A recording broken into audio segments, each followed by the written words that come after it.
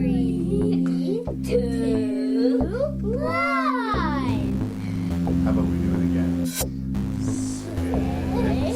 7, 4, 3, 2, 1. I think I fought it. Okay, let's try one more I time. definitely didn't. Ready? I can move you. Making review. Making review.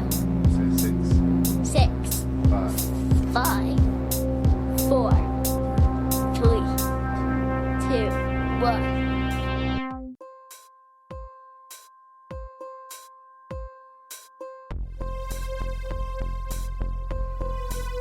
Welcome to episode 11 of Rank and Review, Werewolves. My name's Larry Parsons, I'm your host and random Canadian, and this week with my guest Lee Beckmann we're going to look at 6 films on the subject of lycanthropy. I should warn you outright that there's going to be some spoilers, and there's going to be some coarse language, but I hope you enjoy it anyway. Sit back, relax, and enjoy Rank and Review.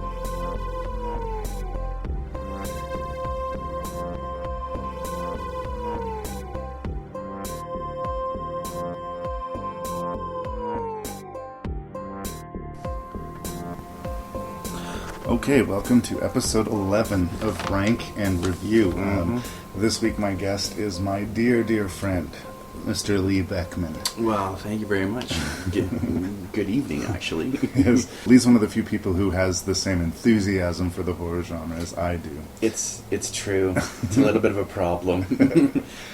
As we're speaking, the recorder is on top of copies of The Entity and American Werewolf in London, which we will be talking about later. Absolutely. Jacob's Ladder's also here. We decided to do the topic of werewolves, which I know you have been a fan of for quite a long time. I love werewolf What's the movies. appeal of the werewolves? That's a very good question. That's a very good question. I've always loved werewolf, well, just wolves in general. Even as a kid, I was fascinated with the images of wolves. But out of all the universal monsters, the Wolfman always sort of struck a chord with me. And after I saw the Wolfman, I did some research, and I saw the Wolfman. My stepfather showed me all the Universal monster movies one summer, and I just was like completely enamored with the Wolfman. And I started researching werewolf lore, if you will, and discovered that in almost every single European culture, they had not urban legends, but I'd say myths, Some stories, variation on the werewolf. on the werewolf legend, and it usually had to do with explaining people that had gone mad in the community, if you will. They were always different, and if they were different, then they were infected by werewolfism, or in Métis culture it was the loup-garou, if you will. Yeah. And I always sort of liked that. In a lot of werewolf lore stories, movies, the werewolf is usually sort of a tragic hero who gets infected by the virus of werewolfism, if you will. Yeah. And I always was sort of attracted and sort of was drawn towards that. Yeah. It's interesting. Like, one person's history is another person's fairy tale and vice versa. Yeah. Like, what we now call bipolar would probably once upon a time been called possessed by the devil. Exactly. Right? No, exactly. Yeah, no. What I like about it, you were saying that typically the protagonist is more or less an innocent victim. Like, they change, they don't realize they're going to change, or they can't believe what's happening to them, Yeah. and they have no control over themselves Yeah. while they're the beast. Yeah. When the beast is unleashed, bad things happen, but Yeah. when they wake up in the morning, they're themselves, and they want only to do good. Yeah, and they feel like really bad about what has happened. So And it seems like the only solution that most movies will find for us is suicide for the werewolf. So it's a pretty bleak picture. no, like I said, out of all the sort of quote unquote universal monsters, like the vampires, they've accepted that they're just bad. They're they're going to go and suck all the blood. The mummy, they're going out for revenge usually. Frankenstein. I guess Frankenstein, I guess it could be deemed also a tragic hero because he was created and abandoned by his so-called I don't father. know. I've never bought the tragic angle on Frankenstein, and Really? all the English majors in the world are saying, "Really?" Yeah. The second your monster strangles a child, I stop feeling sorry for him. Yeah, but he doesn't know his own strength. Don't get me wrong. I mean, he crosses a line, but I think that Frankenstein, there are two monsters. There's the Frankenstein monster, and there's Dr. Frankenstein himself. Yeah. Yeah. And with going back to the werewolf thing, that some of the movies will touch on is just sort of the animal inside ourselves. Yes. This untethered beast that if we let off the leash would just be this destructive force, but we all seem to be able to keep it in check. Right? I found when I was doing research a while ago, when you first sort of proposed this idea, I went back to one of my American Lit class. Was it American Lit? No, it might have been Colonial Lit. And we were studying Dr. Jekyll, Mr. Hyde by Robert Louis Stevenson, and he was talking about, when he wrote that book, the world of science was obsessed with discovering, what is evil, and the world of science at that time thought that evil was very much a physical entity that could be surgically removed from our body, and Dr. Jekyll and Mr. Hyde opened up that door, but I also at that point a lot of werewolf stories started to come out, as Darwinism was huge at that point. And I think there's a great link between that, where, like you said, you've got this beast within that sort of comes out of you and makes you do a lot of bad things that, the quote normal person wouldn't do, and then the next morning you wake up and kind of go, oh. I think everybody's had mornings where they wake up with regret. Yes. Some more than others. This is putting it on a deeper level. Yes. So I'm going to just say the movies that we're going to look at today. We have Dog Soldiers from popular genre director Neil Marshall. I'm into that. We have, from John Landis, An American Werewolf in London. Yeah. I think a bona fide classic at this point. It is. It is really, I think, I call it, the grandfather or father of modern-day werewolf movies, really. But I like to try and have some Canadian content, as this is a Canadian podcast. Yes. So I have the cult-respected Ginger Snaps. So good. Good times to be had there. From Joe Dante, director of Gremlins and Piranha. Piranha's awesome. The Howling, starring my 80s crush, Dee Wallace. And I understand that crush, man. Like, E.T., is it wrong to have an erection during E.T. watching that? Depends on what scene. Yeah, okay. We are doing a movie called Wolfen. Yes. From 1980, I want to say. With Albert Finney. I think that's the one that's going to stand out for me as the most different of the group. Yes. And the last film we're going to discuss is called Silver Bullet, and it's based on a novella by Stephen King. Cycle of the World. Are you ready to duck in? I say let's start with Big Bad Dog Soldiers. Let's do it. There are some places you really shouldn't go. Oh, shit. Those things out there are real.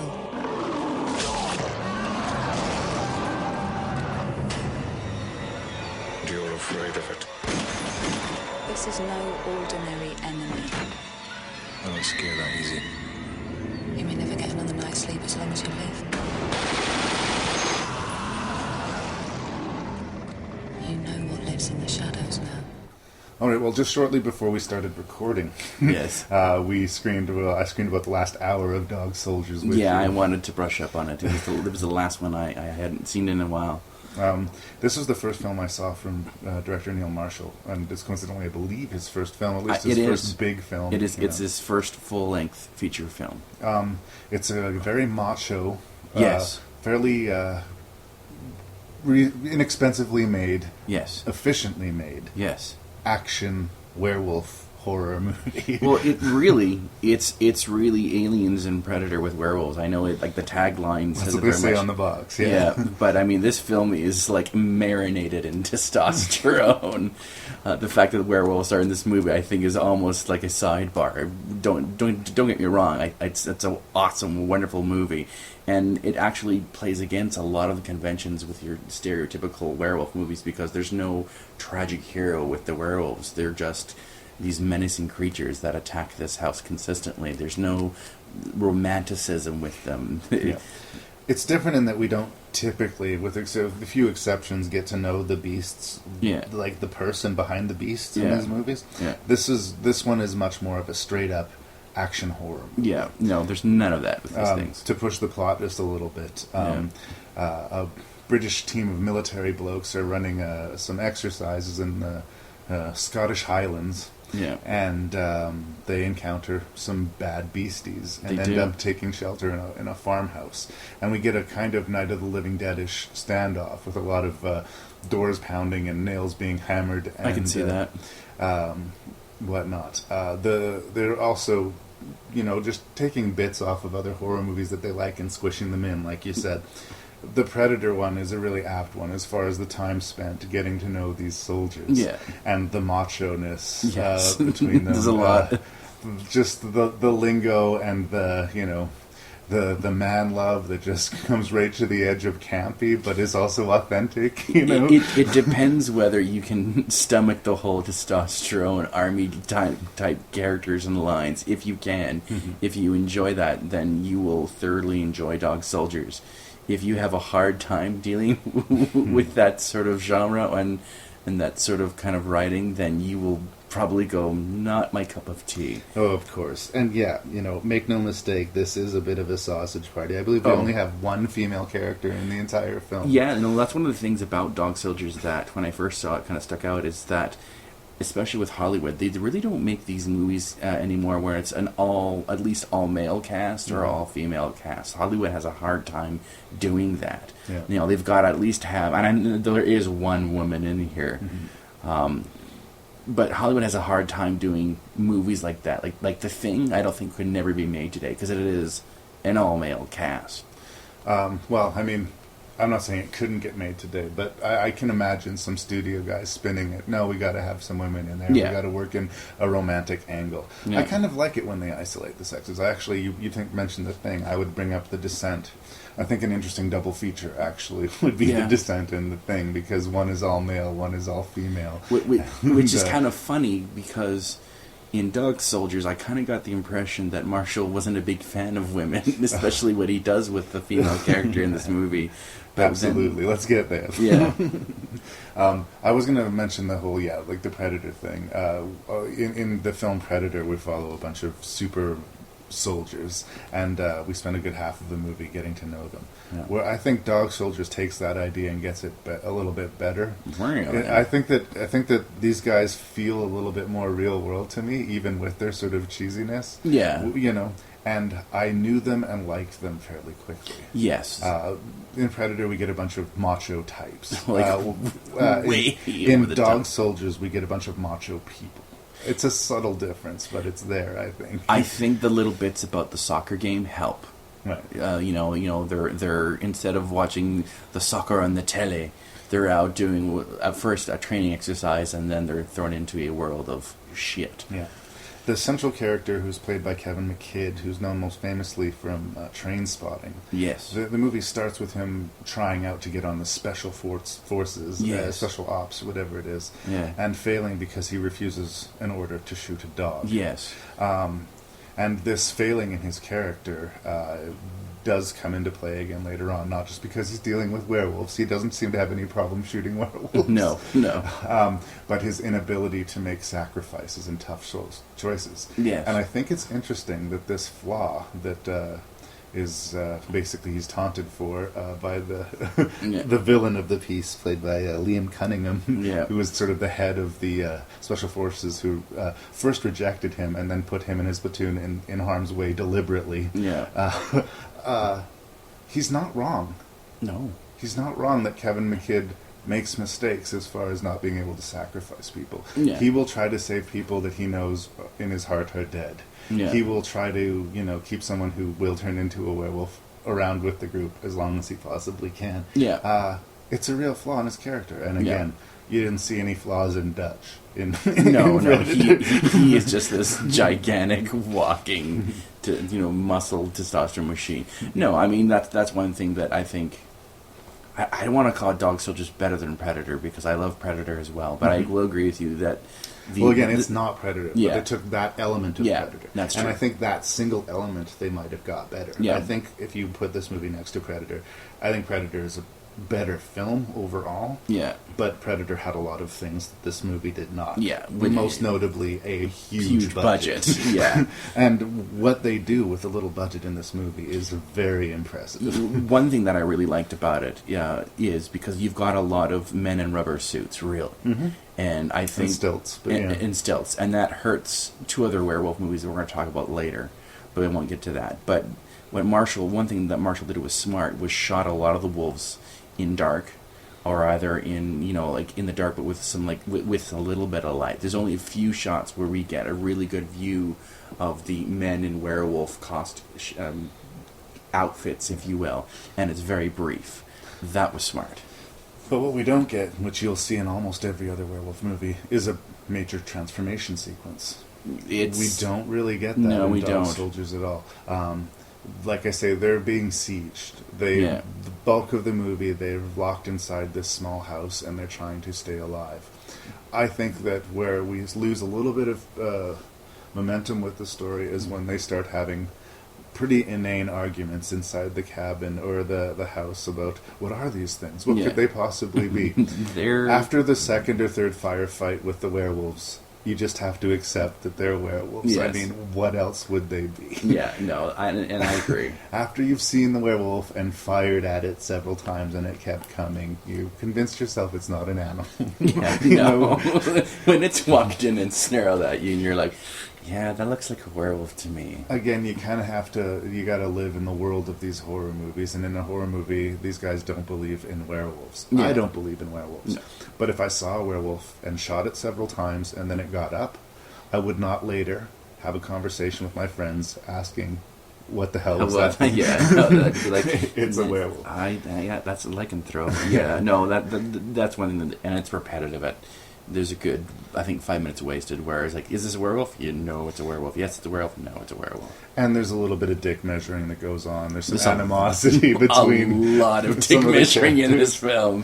Again, you say this film might be critical of the women, and particularly the female character, which I do want to talk about. Yeah. But I do also think it doesn't take a gentle eye on male masculinity and macho-ness. That's true. One of the main characters, who's in charge of our squad, Sean Pertwee plays him, is constantly, looking at this picture of his wife, and he says the only thing that scares him is the idea of not going home to his wife. Yeah. And yet, when he finds out that he's not going home to his wife, what does he say? I can't remember. He says, when I signed my name on that dotted line, I fucking meant it. Yeah, I am a professional soldier. Yes, I remember this. Dying for your country holds more weight to these guys than being with their wives. Yeah. And is that a positive or a negative thing? I don't know. But it's interesting. Well, I'm sure whether it's the U.S. Army or I guess in this case the British Army, they'd be like, damn straight. Hells to the yes. Hoo-ah! Yes, exactly. The female character, and her name is escaping me at the moment, Yeah. but she comes across them as they're fleeing from the werewolves, and one of their characters has got their guts hanging out, and they're in dire straits and they need help, and she shows up at the right place at the right time to help them. Yes. Flags go up. Yes. Please, Beckmann, tell me what you think. Well, I just don't understand the motivation of this character to begin with, because at first she does save them, and then she takes them directly to a house. And spoiler here for those who haven't seen it, we find out about halfway through the movie that the pack of werewolves lives there, and she has deliberately taken them there, who I think she was planning to sell them out right from the beginning. I interpreted it as, and this was her story, and I guess I believed her, but she thought these guys were there to help deal with the werewolf problem, or had some kind of magic cure, or had some way of rescuing her from this family who she's been stuck with for the last 2 years. Yeah. And she doesn't like turning into a werewolf and killing people. She just as soon not. Yeah. But when she sees that these guys are getting whittled down and that the family of werewolves is likely going to win, that's when her claws come out. Okay. Where the issue comes is that moment of transition. Yeah. Because well, see, this is what I don't get, is like, the wolves have been, knocking on the door, bringing in for the entire movie, and then, she, when she does her big reveal that, and does that whole "I'm a bitch" speech, then she turns into a werewolf. And earlier we had, you know, our villain played by, was it like Liam? Was his name? Liam Cunningham, I believe. Liam Cunningham, the leader. who got, you know, ripped at the beginning of the movie and then turns into a werewolf. Sean Pertwee, who is an awesome actor, by the way.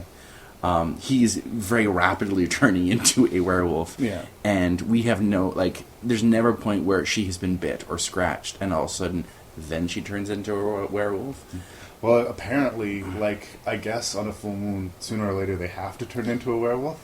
But she held it off as long as she could. But it's been a full moon for well into the movie, and you really can't control it. There's something uncertain as far as the rules of werewolves in this movie. They seem to be susceptible to fire and silver, and that's all. Yeah. That's true with the werewolves. Everything else is a little bit fast and loose. Yeah. She can change when she wants. I think that my issue with it is that it's aggressively, she helps them, and then when she changes, she is as bitchy to them about it as she can possibly be. Yeah. I mean, like she says, you may think women are bitches, but I'm the real thing. Yeah. They were here the whole time, and I opened the door because it's that time of the month. Yeah. Now I get the reference with the moon thing, but clearly this is misogynist, making fun of women for having periods and whatnot. Yeah, the whole menstrual joke. And that one little beat, because up until that point I was with it. And even if there was some little hums and haws about why did she choose this moment to reveal herself, why not sooner, why not later? Yeah. I would have let it go. I just wish that she wasn't such a bitch about it. Yeah. I think she should have been more conflicted. Yeah, see, I mean, I just didn't buy it. I just got the impression that she was selling it to begin with, and so when she does reveal that she's indeed a werewolf and she's been studying them, she's been with the family for 2 years, I called BS. I thought, no, really? I mean, meh. It's a B movie. It's a low-budget B werewolf movie, and I certainly wouldn't want to discourage anyone from watching it. Oh no, I think encourage it. It's totally worth your time. Yeah. Oh no, it is. I love this movie. There are things that you're going to have to take on the chin. There are explosions that are way too big, and there are some little the one at the end. Yeah, there are some little bits of incongruity that you got to roll with the punches with. This is the type of movie you're watching, and if you like werewolf movies, and if you like macho cinema, I don't see any reason why you wouldn't have a lot of fun with Dog Soldier. No, this movie is fun. It is fun through and through. It's got some dark humor. It's got some very gory humor, which I love.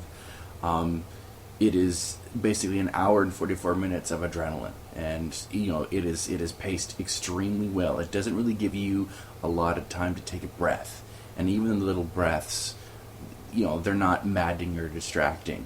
Yes, some of the dialogue is very over-the-top cheesy, but especially for an opening feature, it is clearly a home run. Yeah. Yeah, no, it's good.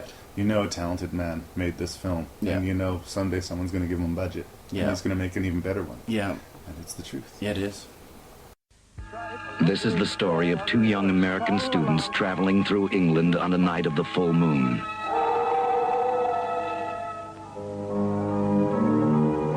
Did you hear that? I heard that.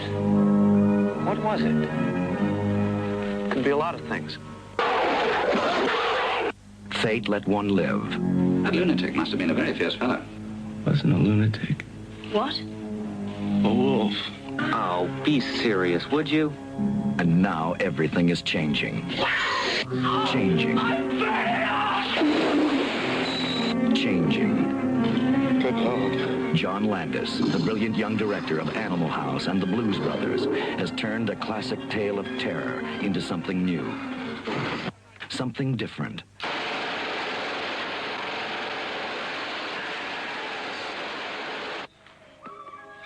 Excuse me. A naked American man stole my balloon. Okay, in 1981, John Landis brought to the world An American Werewolf in London. And no one saw this movie coming. And apparently nobody wanted this movie. He had written this script when he was a much younger man, and it wasn't until he'd had a couple of assured box office successes that he was given permission to do this project. Yeah. And, say what you will about Animal House and say what you will about some of Landis's other earlier works. Yeah. I think the American Werewolf in London is the one that he's going to be remembered for. Well, at least as far as I'm concerned. Yeah, no. It's like, as I was saying earlier, this is the granddaddy of the modern day werewolf movies. He had just come off Blues Brothers. Blues Brothers, the other one I was trying to think of. And Blues of. Brothers was not the big hit that they'd hoped for. I mean, it made some money, but it was not a home run. That seemed to be Landis's curse. The movies aren't successful right away. They're successful like 3 or 4 years later on video. They slowly sort of get an audience.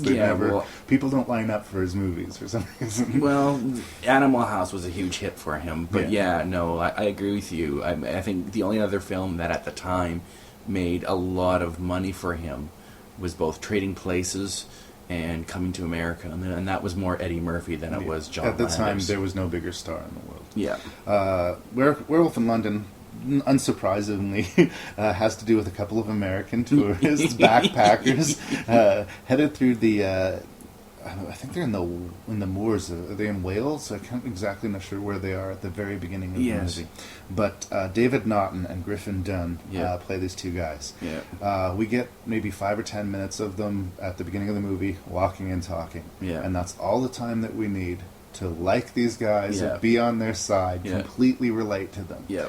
And because it's called An American Werewolf in London, we're pretty sure that one of these guys is dead meat. Well, we really know right from the beginning that they're dead meat. I mean, not subtle. We first meet them in a truck full of sheep. They're in the back of a truck full of sheep. Yeah. And then they walk through this misty landscape to an inn and a bar called what? The Slaughtered Lamb. Yes. It is not subtle, but it is fun, and it is funny. Oh my god, this movie is funny.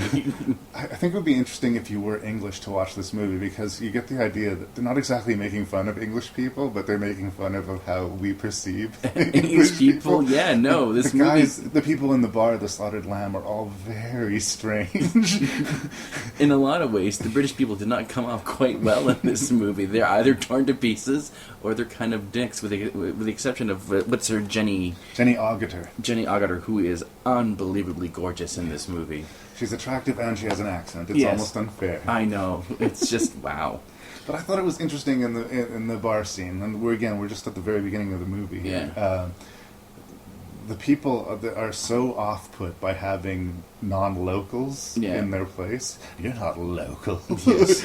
That they want them to leave. They're made uncomfortable by their presence. Yet they know they want them to leave so much that they send them out into the moors in the dead of night, where they know for a fact that there's a werewolf on the hunt. Yeah. So why did they do this? And, the boys get ejected from the bar. They walk through the moors. They don't listen to any of their instructions, like dumb backpacking American kids probably wouldn't. Yeah. And they get attacked by a werewolf. Yeah. And the townspeople, and we didn't get this scene where they had the conversation in the bar afterwards. Maybe we shouldn't have done that. Yeah. We never have that scene where they come to the realization. But they are good enough to come to their rescue after they put them in harm's way. Yeah. What's interesting, one of the themes or underlying themes of American Werewolf in London is, foreigners. Mm-hmm. And I kind of get the impression, especially when this movie was coming out, there had been riots in England about a lot of, to do with immigrants. And that's one of the themes in American Werewolf in London is, the foreigner coming into the merry old land of England, who, of course, was responsible for a lot of colonialism around the world, mm-hmm. and how England treated a lot of immigrants. I cannot, but that's one thing that kind of stuck out with me as I've seen American Werewolf in London, I think now 6-7 times, and last night that was one thing that really struck out at me is how foreigners are really treated in this movie. I didn't think that deeply about it, and I would argue I've probably seen it 16 or 17 times. This was a popular pick for me in my teenage years.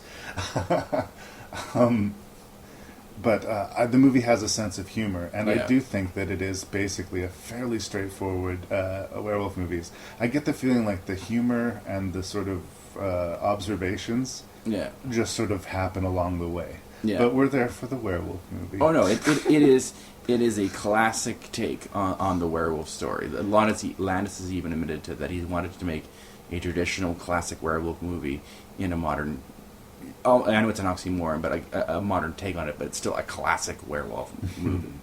So getting back to the plot as we're slowly unfolding it, Yeah. Our character of David, the one played by David Naughton, wakes up in a hospital and his friend has been killed. Yeah. And I remember, even at a young age when I first saw the movie, I was really bummed out that Griffin Dunne was dead because I liked him so much. Yeah. And this is another one of the brilliant gifts of the movie. Yeah. Just because Griffin Dunne's dead does not mean he's out of the movie.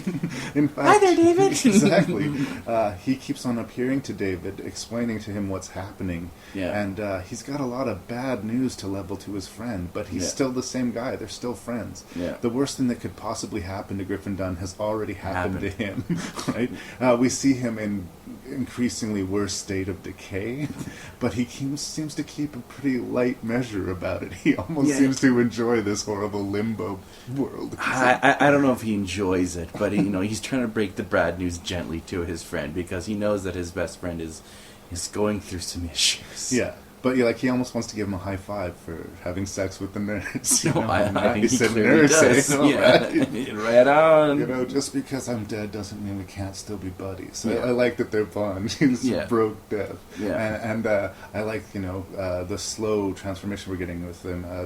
He starts having bizarre dreams.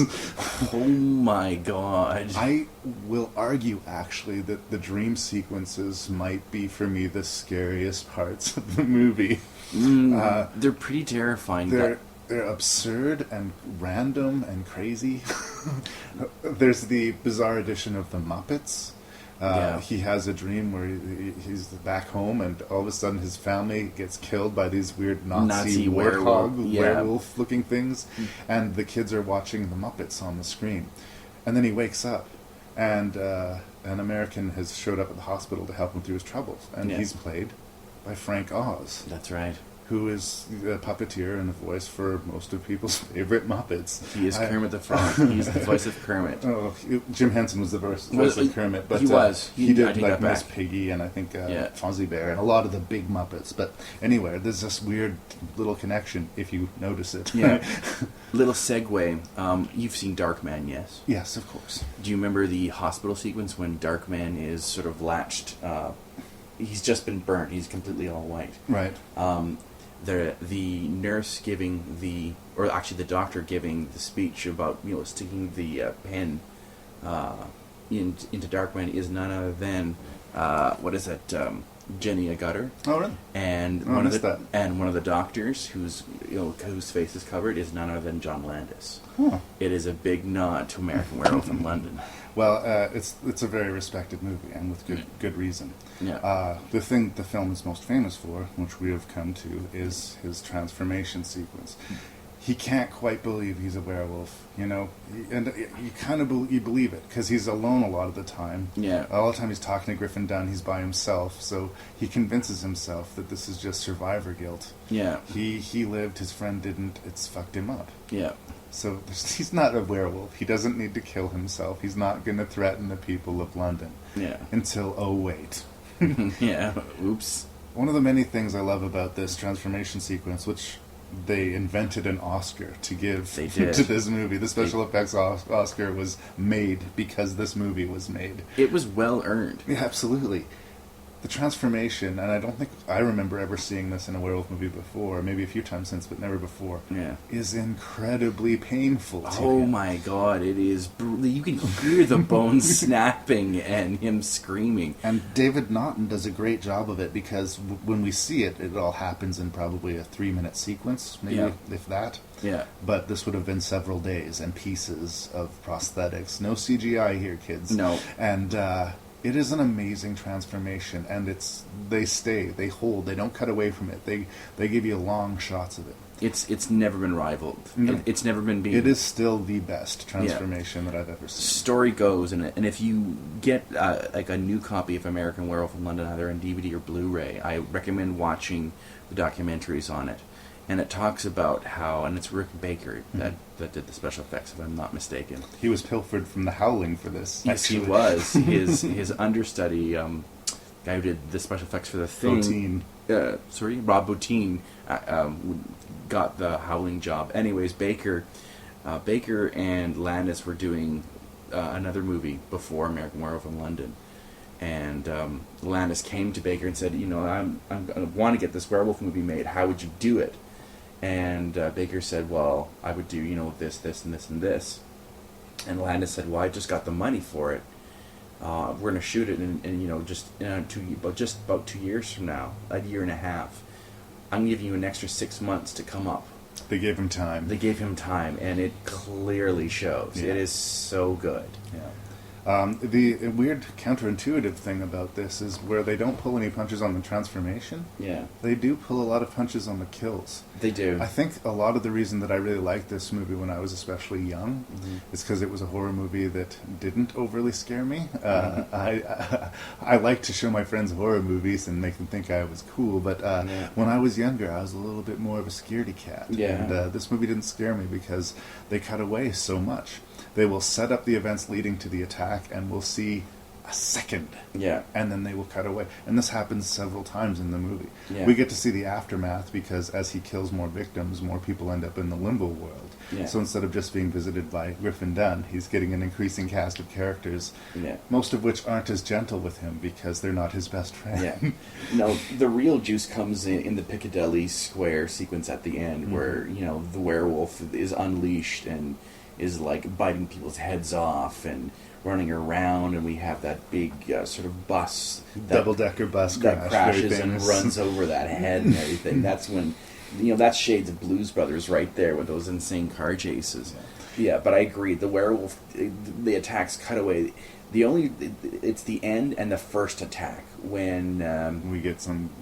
What's David's best friend again? Griffin's Dunn's the name of the actor. I can't remember the name of the character, but anyways, his death is quite brutal. Jack. When Jack is killed, he's ripped to shreds, and it is like not nice. No, it's a brutal death. Yeah, that is really the only really two scenes of violence, with the exception of that Nazi dream where throats are slit and people are shot. But oh my god, when it does happen. Little touches that I want to mention too. All of the music in the film are songs about moons. You know, Bitter Moon, Blue Moon. Yeah. A couple of versions of Blue Moon. Yeah. Just Bad small, Moon on the right. Yeah. I see a bad moon arising. Yeah. And nice funny little touches too. But there's also touches that are real. We're almost at the end here, but I'm going to jump right back to the beginning when Griffin Dunn is being attacked. Yeah. One of my favorite moments of the film. Griffin Dunn bears the brunt of the attack. Yeah. So David runs. Yes. And I think anybody would run in that course. situation.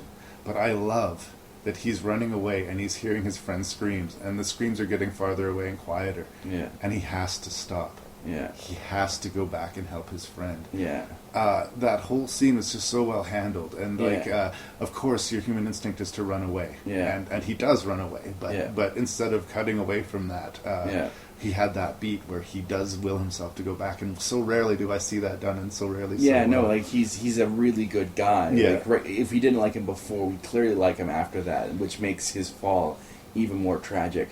I know we have to end this conversation really quickly, but I'm going to say, besides the Piccadilly Square sequence, which is my favorite in the film, that it starts off in a porno theater, no less. I love the porn movie they're watching. It's so funny. Yes, it is. The scene where he wakes up in the zoo and he then runs and he steals that kid's red balloons. A naked American man stole my balloon. See, that's why I love this movie.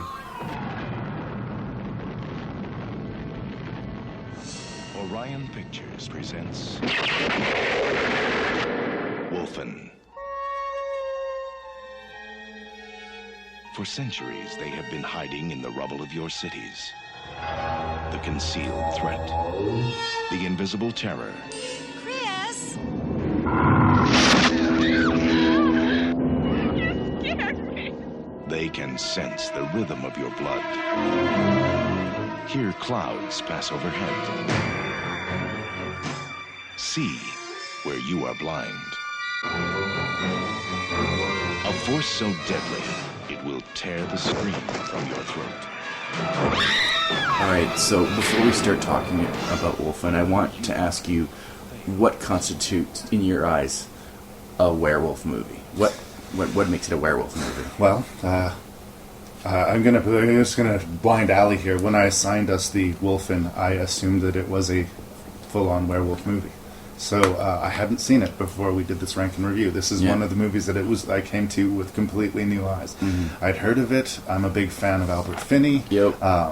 And there's a big wolfy-looking creature on the front of the box growling, and I just always assumed it was a werewolf movie that I'd never gotten around to. Yeah. So, yeah, to me, a werewolf movie is a movie about a werewolf. Yeah. And I think that's where, when I said there's one movie that stands out as being different than the rest, this isn't that. I think they sold it as that. Oh no! I mean, there's even at one point they're teasing about that. These are people that there are First Nations people that are changing into werewolves.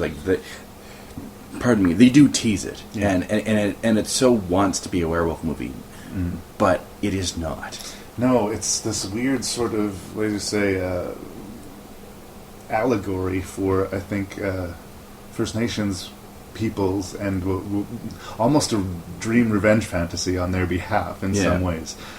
What I got from the movie, Albert Finney plays a detective who's got his own issues, who's assigned a murder case. He's a drunkard. Yeah, he's an alcoholic. And no one plays haggard drunkard better than Albert Finney. I love Albert Finney. That's one of the main attractions for this movie. Oh yeah, no, he's great. The cast in this is actually impressive. We've got, let me see here. Diane Venora, Tom who is Noonan, 80s Gregory Diane Hines. Venora, who is hot. Gregory Nines, Tom Noonan, Albert Finney. God, who else? Edward James Olmos. Yes, that's right. Yes, Edward James Olmos, who has what I find funny is it's another long line of actors who are not First Nations. I think he's playing First Nations. Following like Burt Reynolds or Amanda Sante from The Prophecy. Did you remember The Prophecy, that Killer Bear movie? I think I blocked it out. I was trying to get to the plot here just a little Sorry. bit. No, that's okay. I'm taking we'll get away. to The Prophecy on another day. I promise. Okay, cool. Albert Finney is investigating a brutal homicide in which people look like they've been either ripped or bitten to pieces. Yeah. He's assigned a new partner, the haughty Diane Venora. Yeah, 80s Diane Venora is awesome. Yeah. But as we find out, these are wolves that are just normal wolves. Supernatural wolves, actually. But they look like wolves. Yeah. But they're basically spirit animals that are protecting their own territory. Yes. The politician in question was going to basically lay waste to the neighborhood to make new condos or whatever. Is essentially what that is. And in order to protect their land, they showed up and killed him. Yeah. Basically, the rest of the movie is procedural. We are introduced to a character who is not necessarily someone who would be directly related to a homicide investigation. Yeah. They volunteer to help. They die. Yes. Repeat. Yes. Rinse and repeat. The end of the movie offers no real honest resolution. I know. It does have a weird sort of ending where the villains of the piece sort of still run free, and they're going to continue roaming the earth and protecting their space, if you will. But these are ghost dogs or spirit animals. They are spirit animals. Supernatural wolves, they are essentially called at one point. Yeah. Like you were saying, there's some good actors in here. We've talked about Tom Noonan in the past in this podcast. He's sort of one of my favorite twitchy weirdo guys. Yeah, he's great in this. He plays this weird sort of wildlife expert, if you will. Biker wildlife dude. Yeah, he's a little eccentric. Yeah. And of course, he's a professional when it comes to animals. He's curious with the case and decides to do his own investigation. And what happens? Dies. He dies. Gregory Hines, famous tap dancer. Dancer, yeah. He is a mortician, I understand. He does the autopsy. And then he continues on with the investigation for some reason. Yeah, it doesn't make sense, but he essentially goes on a stakeout with Albert Finney, only to die rather badly. It's funny, this Albert Finney, this sort of Columbo figure in this movie, seems somehow untouchable, but everyone around him is getting raked over the coals. Yeah. You can't kill Albert Finney, you just can't. I think this is going to rank low on the list for me because, this is my fuck up. It's not really a werewolf movie. Yeah. And the lack of a resolution kind of hurt me. I think it's an interesting movie, and I think it did bring some stuff to the table. Yeah. The wolf vision. Yes. The point of view of the wolf, low to the ground with those weird sort of filtered lights that I thought like the Predator invented that, you Yeah. know, but no, we are seeing this in 1981. Yeah. The point of view, low to the grounds, and where you can sort of see heat signatures, or you can see what like they're smelling something, you know, the pursuit. I hadn't seen that before, and I thought that was an interesting element. Yeah. And like I say, the cast is strong. Yeah. The script isn't. It's adapted from a novel by Whitley Strieber. And what is Whitley Strieber actually known for? The Communion series. Yes. The quote-unquote true story of him and his family being abducted. kidnapped repeatedly, nightly, by aliens. Yeah. One thing that stuck out, the first time the second time I saw Wolfen was actually in your old apartment above Broadway. Oh, when you were house sitting? Yeah, I was house sitting. I was watching Wolfen, and I was listening to the music. James Horner, who's no longer with us, but he was a fairly popular film score Musician, guy. score dude, yeah. He would done a lot of films like Rambo, RoboCop, if you will. If you listen to the score of Wolfen, and then you listen to the score of Aliens, you will almost get an identical score. Yeah, it seemed like a familiar ground. Yeah, they are really almost identical. It's funny too, because like I kept on seeing things in this movie that I so like, is this borrowing from something? But no, it came out in 1981. Other movies are borrowing from it. I did a little bit of reading on the film myself. Did you?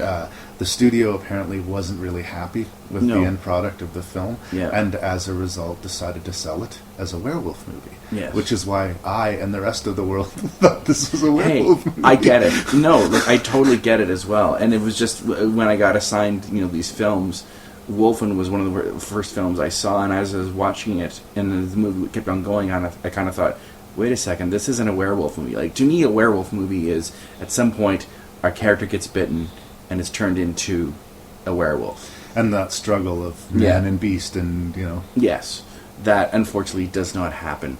I would put, actually, Wolfen as the sort of, a Mad Dog series. The same, movies like Cujo or The Pack or Man's Best Friend. Right. Or The Breed. I think that's where Wolfen would sort of eventually fall and lie, or basically nature gone bad, really.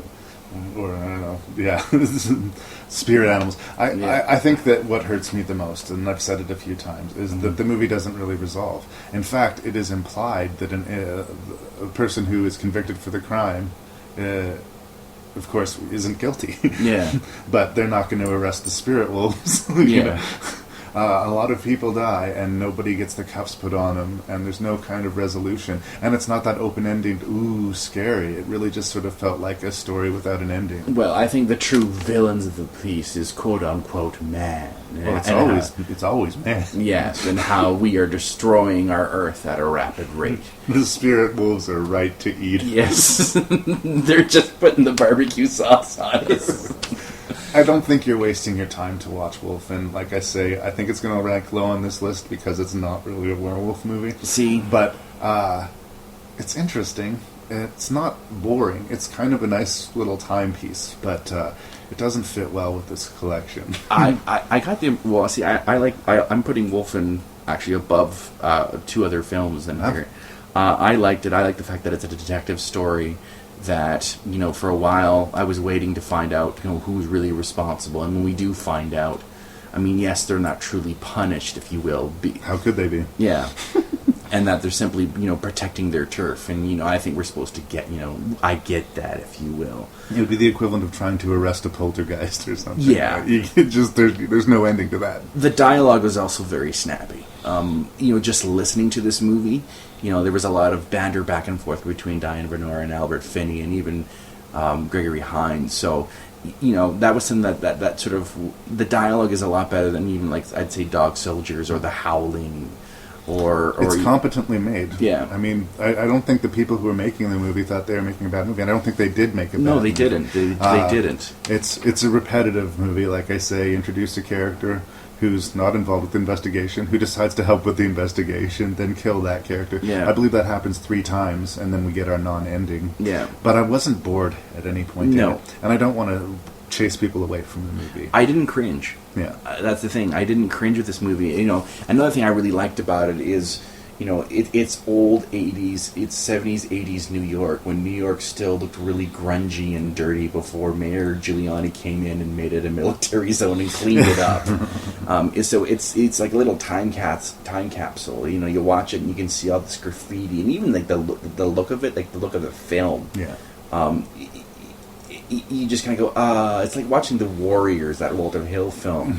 You know that New York doesn't exist anymore. Well, So The Warriors is a world that doesn't exist. Yeah, but I get what you're saying. Yeah. And that's part of just the time it was made. And Yeah. for the most part, although there was a few things that kind of made me smile as far as dating the movie, there's a few fashion choices that are kind of hilarious. The haircut of Diana Bernard is one. But, again, it is what it is. And I don't want to steer people away from the movie, unless, of course, they were hoping to watch a werewolf movie. Yes. In which case, I would say, don't watch it. It is not a werewolf movie. It's not. United against life as we know it. With an appetite for the macabre, I'm slitting my throat. You should definitely hang. all it takes is one night and one bite. Let's get out of here.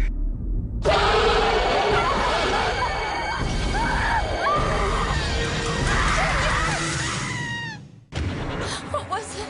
A big dog, maybe? Did I change last night? How would the moon...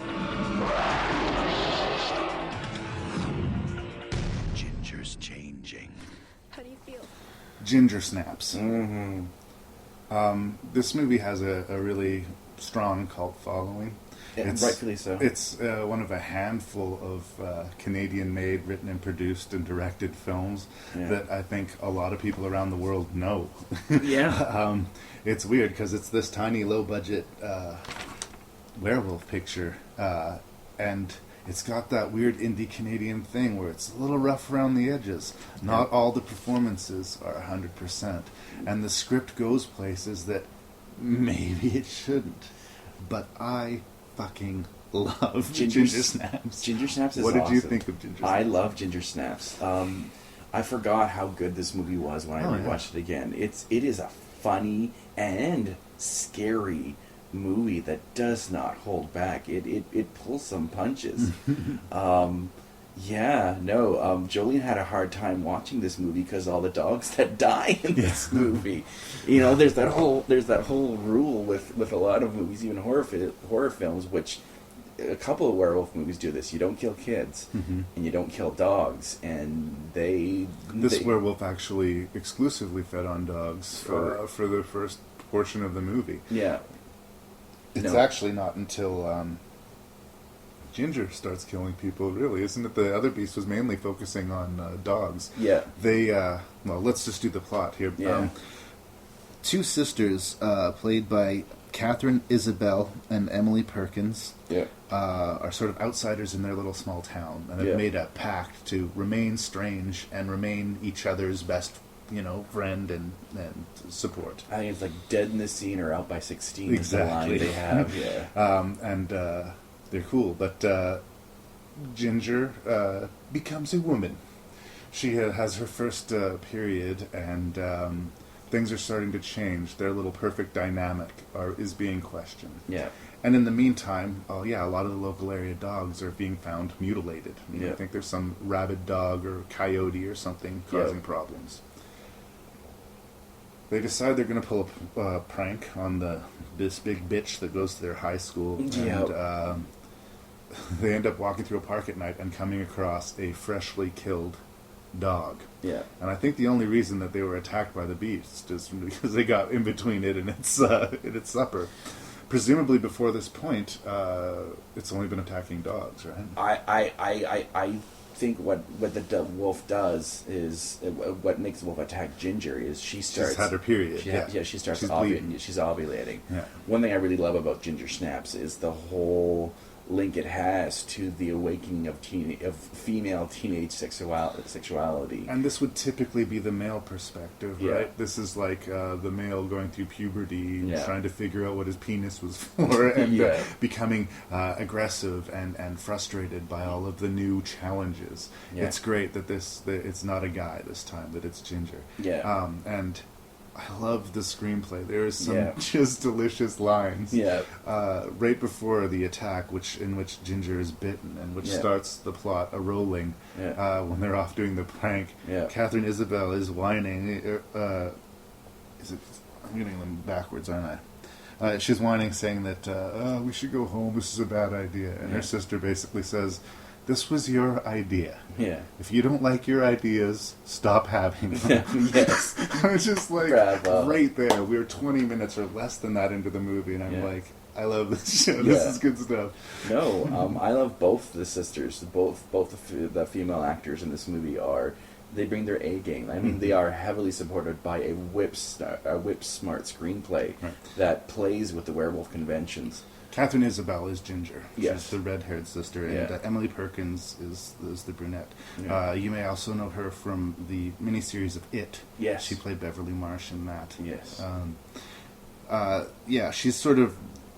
Emily Perkins' character is a little bit of the weaker for the most part of the movie. She sort of has to find her strength as she's going to try to deal with her sister. Yeah. Some of the other supporting players, like I said, not as good. There's a bully at school, a boy who ends up getting infected, and I wasn't overly blown away by him as an actor. Yeah. A couple of the teachers that only have 2 or 3 lines looked a little bit camera shy. There was just something about their performances that they looked like they were terrified. Yeah. But the movie has enough solid, great performances to make up for it. They got a flashy, bizarre role from Mimi Rogers as their mother. I was trying to remember the last good Mimi Rogers performance, and I couldn't think of any. She's really good in this. That's part of the weird touch about these Canadian films, right? Like, they think it was a coup to get Mimi Rogers to be in this Canadian film, right? Well, at that time, who was giving a shit about Mimi Rogers? All due respect, Mimi, but nobody cared about Mimi Rogers at the time. Yeah, and yet, to the production of Ginger Snaps, she was a real get. So she's not Mimi Rogers, 80s Mimi Rogers, if you will. No, time has since gone on. I want to talk about very quickly that opening werewolf attack on Ginger. Right. Very well done. Probably the best attack moment of the movie, maybe. Very brutal. Once again, like American Werewolf in London, the sound effects do a lot of the work. And I love the fact that she's dragged away. And there's that one sort of shot where it's panning through the forest, and there's that car driving by, and you can hear Ginger screaming in the back, echoing through. Yeah, that's terrifying to me. That wolf is so quick and has dragged her away, and is like eating on her, and her sister's freaking out. Yeah. I thought that was a really nice touch. Yeah, that's scary to me. It's set up, like I said, these 2 gothy sisters who have this blood bond between them. I mean, it almost seemed like they were fated to have some kind of tragic thing that separated them. I might have guessed vampires, but I'm glad it was werewolves. Yeah. I also love the humor in this film. There's a lot of dark humor in this film. And a couple of not so obvious winks. Right? Yeah. Did you catch Ted and Sam Raimi to The Office, please? No, over I the did PA not. system? No, I did not. There's just little things here and there. Yeah. You know? I love the whole bit when Ginger starts growing a tail. Yeah. You know, she's a nice piece of tail. Yeah. That joke right there.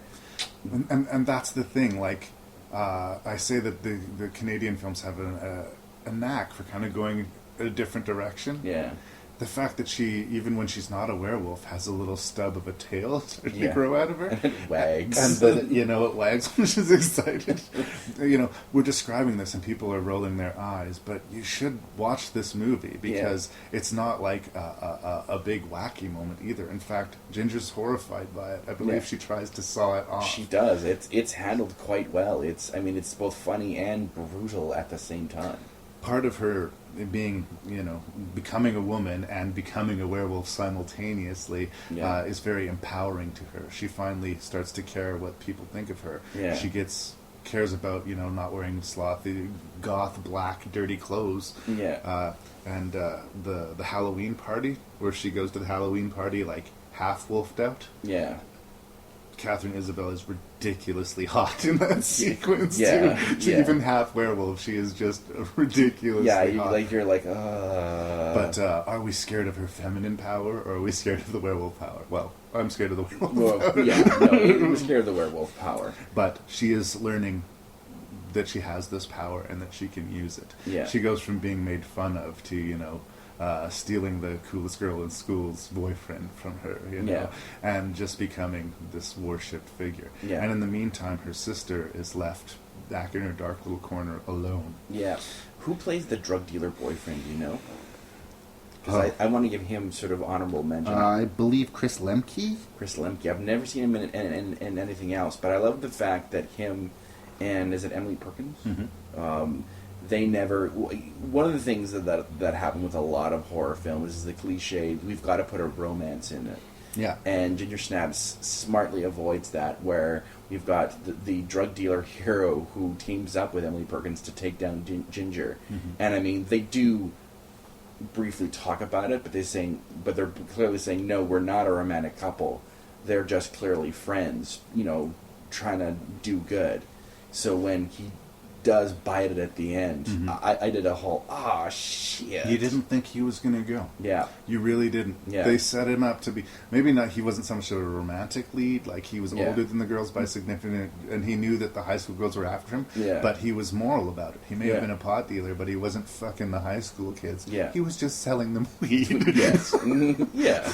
All right. Well, but no, he did everything right. He gets him onto the Wolfbane and tries to find ways to fix Ginger. Yeah. And that's the other thing about Ginger's motivations. How much of it is her not wanting her sister to have the same power? Does she enjoy being the alpha? Yeah. I think, and once again, this gets to just the sort of subtext of Ginger Snaps, where it's it's talking about puberty and female puberty and how when your body is changing, you behave, and I think we can all agree that teenagers from about 13 to 15, 16 don't always make the smartest choices, if you will. They don't think about what they're doing. The reason they don't put teenagers in jail is because if they did, there would be no teenagers not in jail. Yeah, yeah, exactly. So, and they use the werewolf genre to sort of, I guess, make fun of puberty, if you will. Mm-hmm.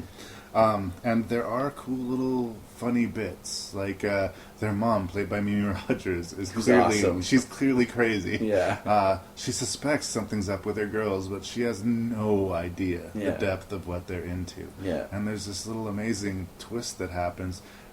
She finds severed fingers in her garden. Yeah. And becomes convinced that her girls are involved in something horrendous, which makes sense. Yeah. But what does she do, Larry? What does she do? She gets the girls in a car to have a chat with them and says, "We have to start a new life. I'm going to burn down the house. We're going to leave your father, and we're going to start anew somewhere else." Yes. And it comes out of the clear blue sky. Yeah, you're like, what? You're expecting her to, we got to go to the police, or what have you girls done? I need you to level with me right now, or take control of the situation and be some kind of help. Yeah. But she was looking for any excuse to get away. And her kids are murderers. Okay, that's my excuse. Yeah. I'm outie. And if I'm not mistaken, I mean, dealing with the logic of Ginger Snaps, she is left outside of that Halloween party waiting for her two kids to come out. And that's the last we see of her. Yeah. I mean, all said and told, when the movie ends, she is probably still waiting outside that house. So we've described a lot of bizarre, weird points. We've said some of the acting is wiggy. It doesn't sound like this is a movie that we'd be endorsing.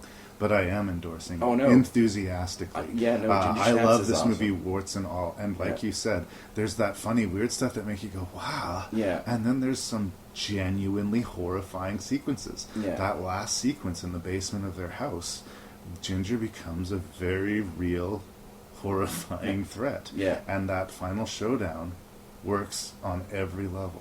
One thing I liked about what they did with the wolf, and the same thing with American Werewolf in London, is, and one of the battles you have when you do a werewolf movie is you are either going to have, well, now it's CGI, but even, and Ginger Snaps was made in the time of CGI, but they went old school, they did practical. The werewolf is a four-legged creature. Yeah. It's a hellhound, much like American Werewolf in London.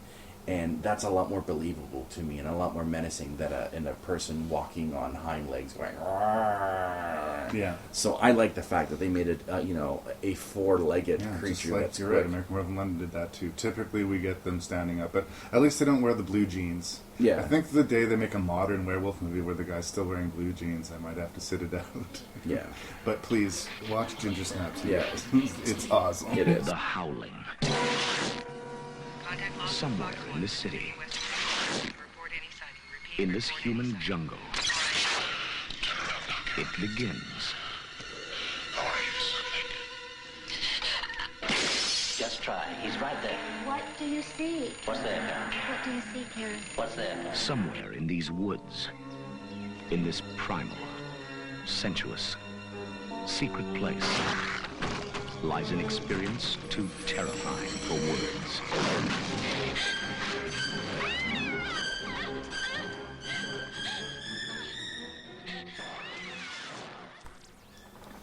All right, The Howling. A few episodes ago, my friend Jeremy Cook and I discussed Joe Dante's classic Gremlins 2, the new batch. Yeah.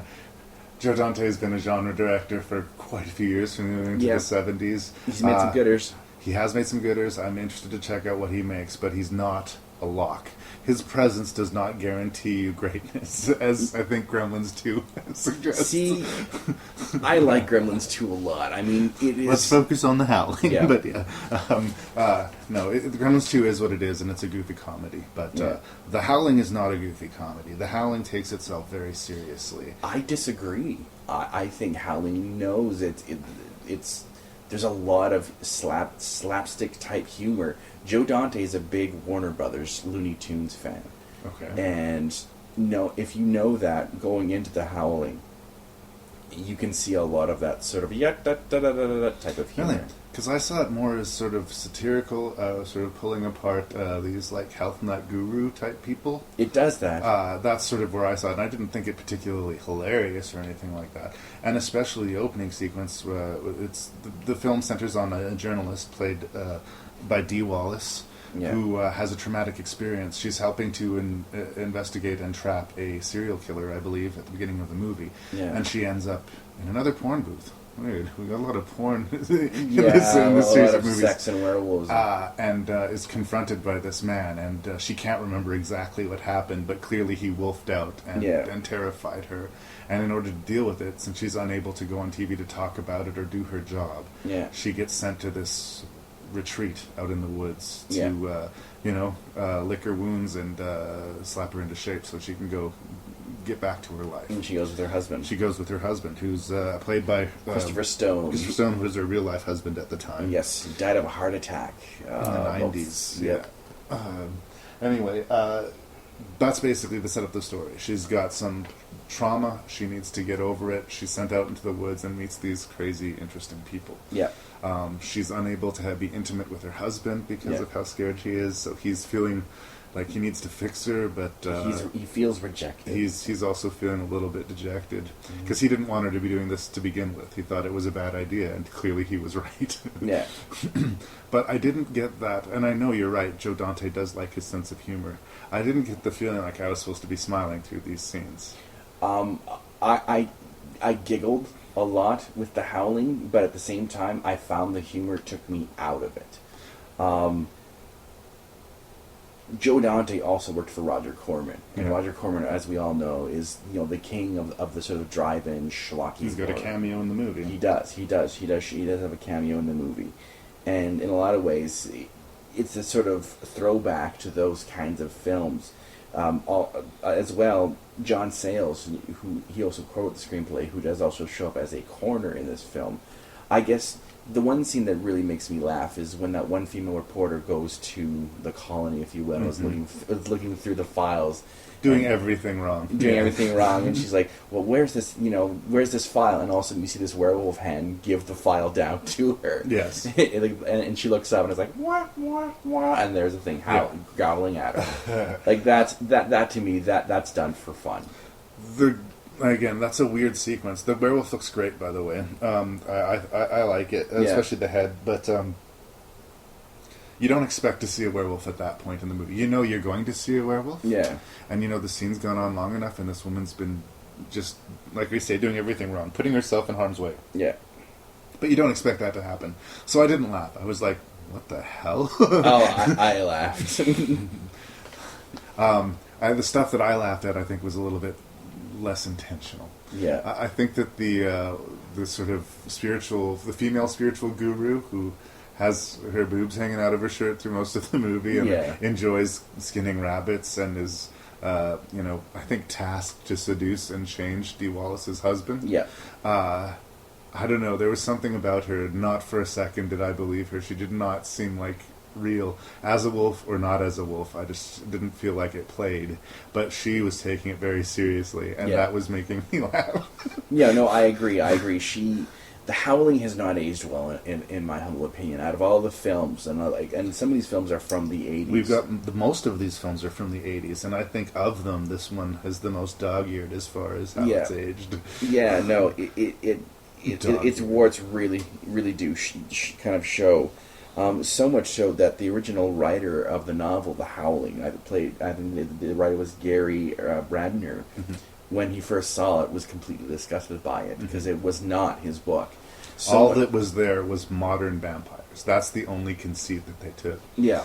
Apparently one of the sequels... Howling 4 is... They decided to actually tackle the novel. I have not seen it. But apparently Howling 4 is probably very close to the novel, from what I've been told. I've seen 2 and 3...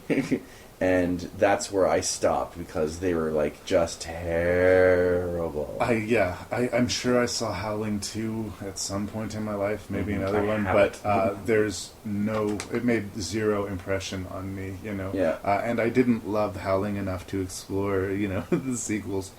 No, I'm being pretty hard on it. I don't think it's out and out terrible. No. And like I said, there's a couple of decent transformation sequences. Yeah. The werewolves look good.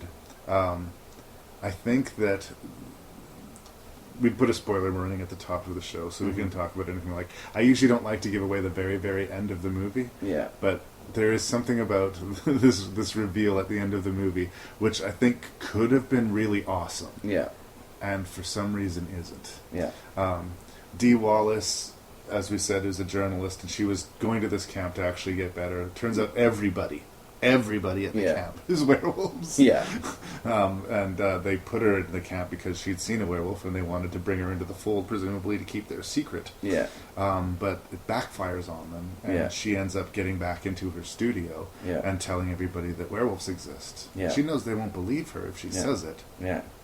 So she changes into a werewolf. Well, she changes into an adorable werewolf. I don't even cutest little Wooza puppy dog. I don't even want to call it a werewolf. It's a fucking Yorkshire Terrier she turns into. And I know I watched a little making of on my DVD, and Dee Wallace talks about how she thought that her werewolf should be different. It should look different. Yeah. And maybe even that as a conceit is true. Maybe she should look different.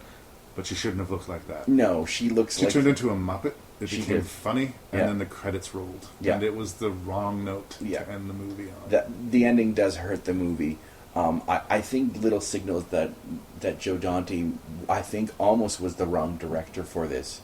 Was he also cast actors like Slim Pickens as one of the werewolves? The sheriff, if you will. Yeah. He's known for Blazing Saddles and Dr. Strangelove, How I Love to Learn the Bomb. Yeah. And David Carradine. Yeah.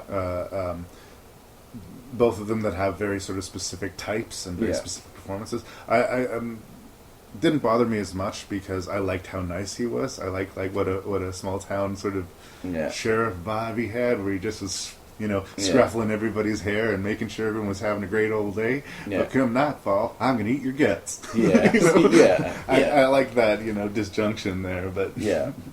No, I mean, one thing that I like about Joe Dante pictures is he uses a lot of the same actors. I mean, we've got Kevin McCarthy, who he used in Piranha. He shows up. Yes, from the original Body Snatchers. Yes, also Robert Picardo. He plays Eddie the Killer in The Howling. Right. But if you also watch Inner Space, when's the last time you saw Inner Space? Oh my God. It was the 1900s, at least. Yeah, well, he plays the cowboy, and that's a Joe Dante movie. That was something that made. I kind of forgot Inner Space existed. It's good. Thank you. It's good. Yeah, I mean, it's still 80s, but it's good. Also, Dennis Dugan, he used more than once, and he then went on to a pretty successful film career as a director. Although he made a lot of movies with Adam Sandler, so maybe. Well, he's got that one actor who's his Lucky Charm, right? What's his name? And he shows up as that bookstore owner. Yeah, he's in the bookstore owner. He's in both of the Gremlins movies. Yeah, I can't remember the actor's name right now. I can splice that in here. Yes.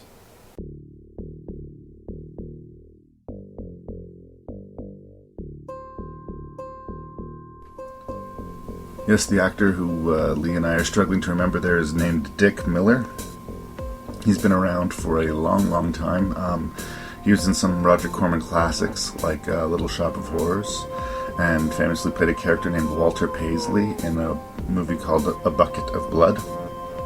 A lot of his subsequent roles in other films, be them small, credited or uncredited, he has played a fellow named Walter Paisley, all a nod to this Bucket of Blood movie.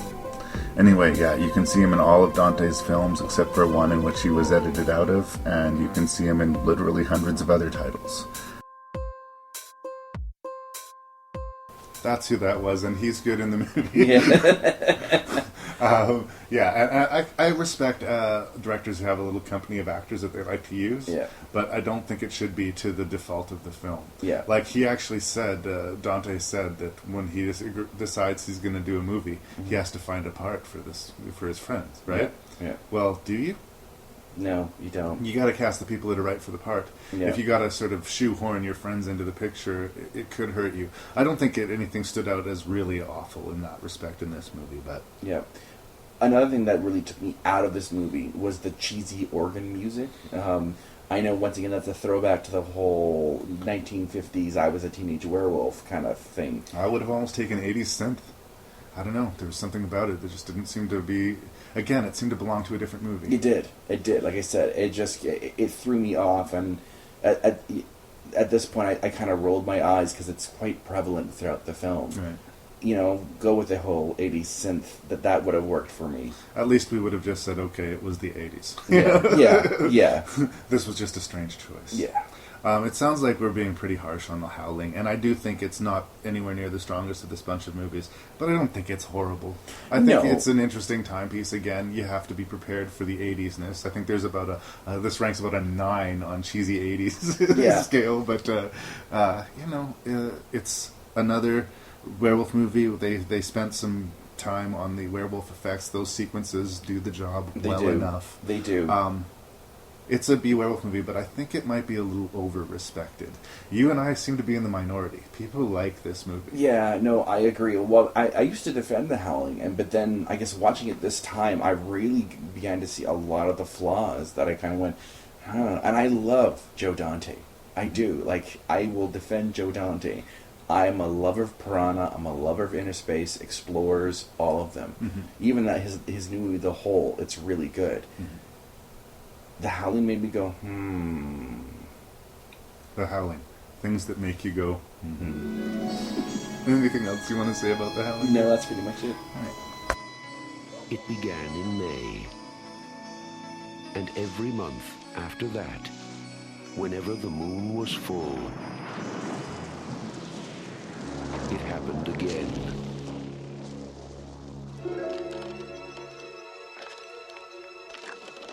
And again.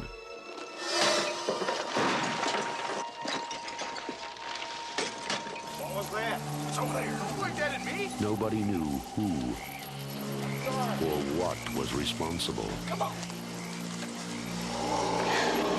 They only knew it had to be stopped.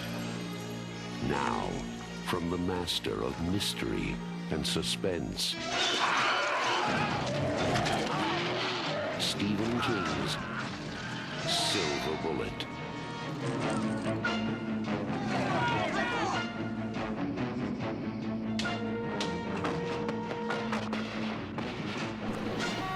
So coming up in Rank and Review, hopefully, in the next few episodes or so, I'm going to do an entire entire episode dedicated to Stephen King. And this last movie we're reviewing is called Silver Bullet, which is based on a novella called Cycle of the Werewolf by Mr. King. Yeah. And it's an interesting movie. It's very faithful to Stephen King's work, which stands to reason because it was adapted for the screen by Stephen King. Yep. The thing is, as much as I am a fan of Stephen King, and I do like a lot of his books, and I think he's got a rich imagination, which I like to go visit again and again. Yep. Having Stephen King as your screenplay writer is not always a good thing. No, it's In fact, I would say it is often a bad thing. In this case, however, I think it works.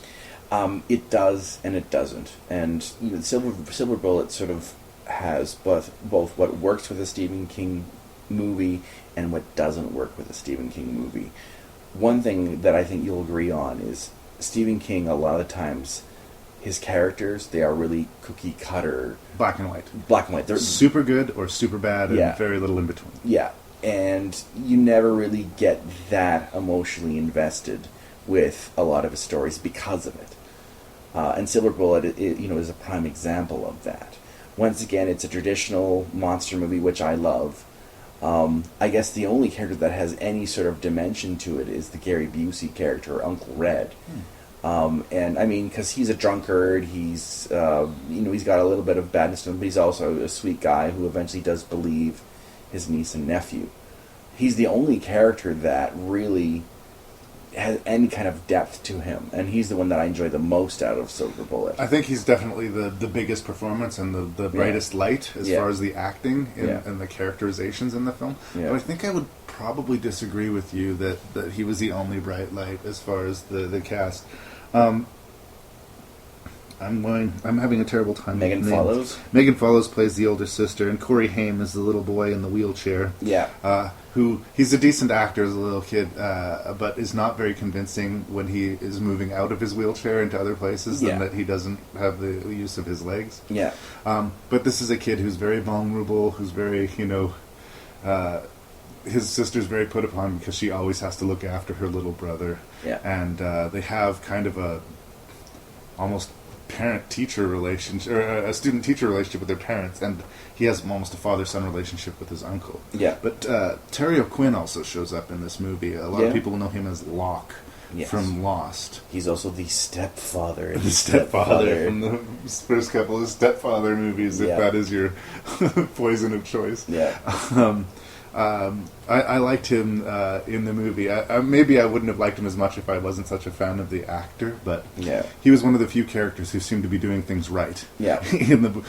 People just, the Stephen King small town folk, like you say, either utterly refuse to believe anything that our heroes say, or take him completely at his word. Yeah. Either extreme is kind of a hard pill to swallow. Yeah. And the characters at the bar, there's a famous sequence. The red shirts of the film, if you will. Where a bunch of the rednecks decide to go out and take care of this wolf problem. Yeah. And Lawrence Tierney, who most people know from Reservoir Dogs, is sort of this gruff bartender who has this baseball bat, the Peacemaker. And in a funny and yet strange and yet a sequence that works, the werewolf actually uses the bat on somebody. Yeah, see, I mean, that scene, I can't stop laughing when I watch that scene. I mean, but it's entertaining. It's wall-to-wall entertaining. It is, but you've got, once again, a man in a rubber suit with a hand grabbing a baseball hat going, whoopsh. Yeah. I think that's, for me, the weak point of the movie, actually, is some of the werewolf effects are not at all convincing. Yeah. There's a sequence where our hero, the little boy in the wheelchair, shoots a firecracker at the wolf early in the film, and it gets hit in the eye. And this is a big hint to us, so if we see anybody with a bandage on their eye, we got to keep an eye out for this. Not for a frame of that sequence does that wolf look even remotely convincing. Yeah, I know. And I think it's actually a good compliment to the rest of the movie and the stuff around it that we kept going with the movie, because that was one of the first times we got a good look at the creature, and it was not good. No, I mean, once again, it suffers for a man in a rubber outfit. Carlo Rambaldi is the guy who did these special effects. He's credited as doing E.T. Oh yeah. The special effects in Silver Bullet, they really are night and day, because that attack with the girl who tries to kill herself with the pills, that attack is done quite well, and it's very brutal. The guy that gets decapitated at the train station at the beginning of the movie. Well done. So I'm thinking, okay, yeah. But when we do see that werewolf, especially that firecracker sequence, and there's another point where it's clearly a man in an outfit, it takes you out of it. Yeah. It really does. The humor in Silver Bullet takes me out of this movie. Yeah. It's hard, and that's one thing I was sort of thinking about with werewolf movies. It is hard to do a good werewolf movie. It can be done. You have to commit to taking it seriously. You do. You really do. And, once you start winking, then it's easy to keep on winking, then it's easy to get to a little more broad comedy. I don't think it ever tips over into comedy. No. But I think that there's enough just weird choices that it kind of takes a little bit away from the horror. Which is strange, because American Werewolf in London is also very much a comedy than it is a horror film. It's somehow, and it is all over the map. You've got weird dream sequences. You've got some humor that you're laughing, and it's also a scary film. I know it didn't quite scare you, but it is. It's interesting too. Now that I think about all these films, a lot of them have dream sequences in them as well. Yeah, that's an interesting sort of tool that they use in this werewolf milieu. Yeah. I usually have issues with horror movies where little kids are the main characters. I just have a hard time getting scared for Megan Follows and Corey Feldman. I just nothing in me believes that any harm will come to either of them. Yeah. So then the question is, will their uncle die? It was basically the only question. Yeah. But Stephen King has no problem icing kids. Yeah. Right? In fact, a kid gets killed in the movie. It does. The one, his best friend. Yeah. And again, you don't typically see that, at least in movies. If you read Stephen King, you'll see that a lot. Yeah. He has no problem killing kids in his books. But even though they killed that kid, that pastiche of horror movies still stands firm. Is that typically, if the main characters are kids, the jeopardy goes down for me, because so few films have the balls to kill children. Until they honestly do that big budget adaptation of It, I don't think we're going to see it. No. Another thing that took me out of Silver Bullet was the narration by Megan Follows. Yeah. Why is she telling the story? Yeah. It's pretty cheesy. It's hard doing narration with a film. It can work. I've seen movies where it does work. Yeah. But in Silver Bullet, it doesn't. You don't need it. It doesn't seem like it's her story to tell, either, in a lot of ways. I don't know why they chose to put it through her eyes. It's certainly not the way they do it in the book. No. But it's a choice of the film. And her overlaid narration and the sort of sweet, flowery score that they have for it makes it feel like almost like a Sunday night Disney special or something like that. And then people get their heads ripped off by a werewolf. Yeah, even how it ends the film, it just sort of like it kerplunks because of her narration at the end. Yeah. And then it was over. Yeah. I love you. What's the Corey Haim character's name again? Danny? Danny, I think that's right. Let me see here what we got. Wheelchair-bound 13-year-old boy. They're not going to tell us. They're not going to tell us. Marty. Yes. I love you, Marty. Yeah, no. How about I love you, Uncle? Your uncle kind of took a couple for the team. Yeah, the uncle goes through a lot, actually. His pride is taking a beating. Again, it would make sense if the kid in the wheel, Marty, was the main character, or if the uncle was the main character, or, how about this one for a wrinkle, the priest? Yes. There was a lot of more obvious choices to make than Megan Follows.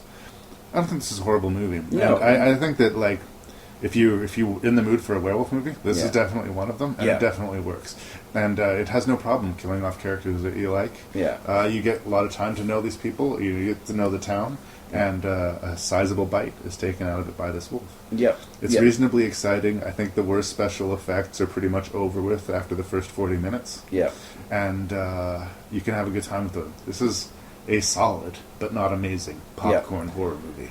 I guess the one thing that kind of hurts for also Silver Bullet, and this is more just the choice of casting and how the director decided to go with it, was, and Julian had never seen this film, Okay. And we're watching it, and the second the priest shows up, she goes, "That's the werewolf right there." Right. And it is. I mean, really, short of having a big sign saying, "I am the werewolf, I am the werewolf." It's not a big mystery to the film. No. So when the dream sequence happens in the middle of the film to reveal that he is the werewolf, we are not surprised. Yeah. Even a 13-year-old child. Why are we spending time with this character? Yeah, exactly. So, I mean, and that's part of what a lot of werewolf movies do is who is the werewolf? That there's a mystery element to it, and the mystery is not very good with this movie. Well, yeah. I mean, again, there's no gotcha moment. There's no there's no mystery really to be solved. Like you say, you know who the bad guys, and there are a lot of like mini good and bad guys throughout the movie too. Like There's that one redneck who has to go and get this werewolf, and we talked about it before. The sequence with all the rednecks in that fog bank that's like up. They're all like nipple deep in fog. They can't see anything, and it's almost like a series of shark attacks are happening. People just get sucked into the fog. By all means, check out Silver Bullet if you're looking for a way to kill 95 minutes on a summer night. You can do a lot worse. You can do a lot worse.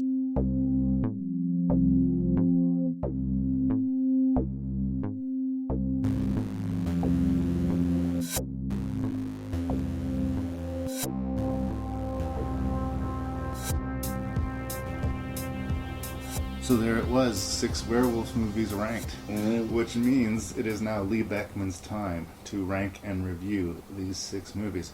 I'm actually curious to see how you rank them. I guess I already know we're not going to be going 6 for 6, but by all means, please let me know, how did it come out? Well, I'm going to go from worst to best. That's the way to do it. And right, let me see here. I'm going to, as much as I love Joe Dante, I'm going to put The Howling as number 6. Okay. I think his style of humor kind of hurts the picture. The man in a rubber outfit kind of takes me out of it. I think casting certain actors like Slim Pickens worked against it a little. I can't take it seriously. Right. I mean, and even that actor who seduces Dee Wallace's husband, she's so over the top.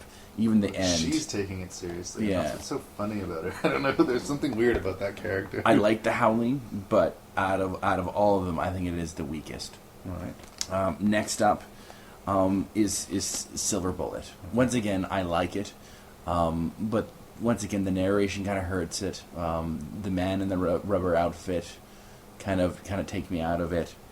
I couldn't decide whether they were taking it seriously or not. It also does suffer from certain 80s things, and I mean, and it's also what hurts Stephen King's is a lot of his stock characters. You know, like they're not deep. They are, you know, as you said, either really really bad or really really good. And in case in point, the Everett McGill. The second we see him, we know he's the werewolf, and he's evil.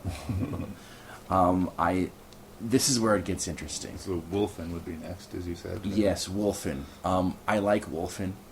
I think it's good. It's a good detective story. I think the script, especially the dialogue, is at a point whip smart. It's not a werewolf movie. It's not. Mm-hmm.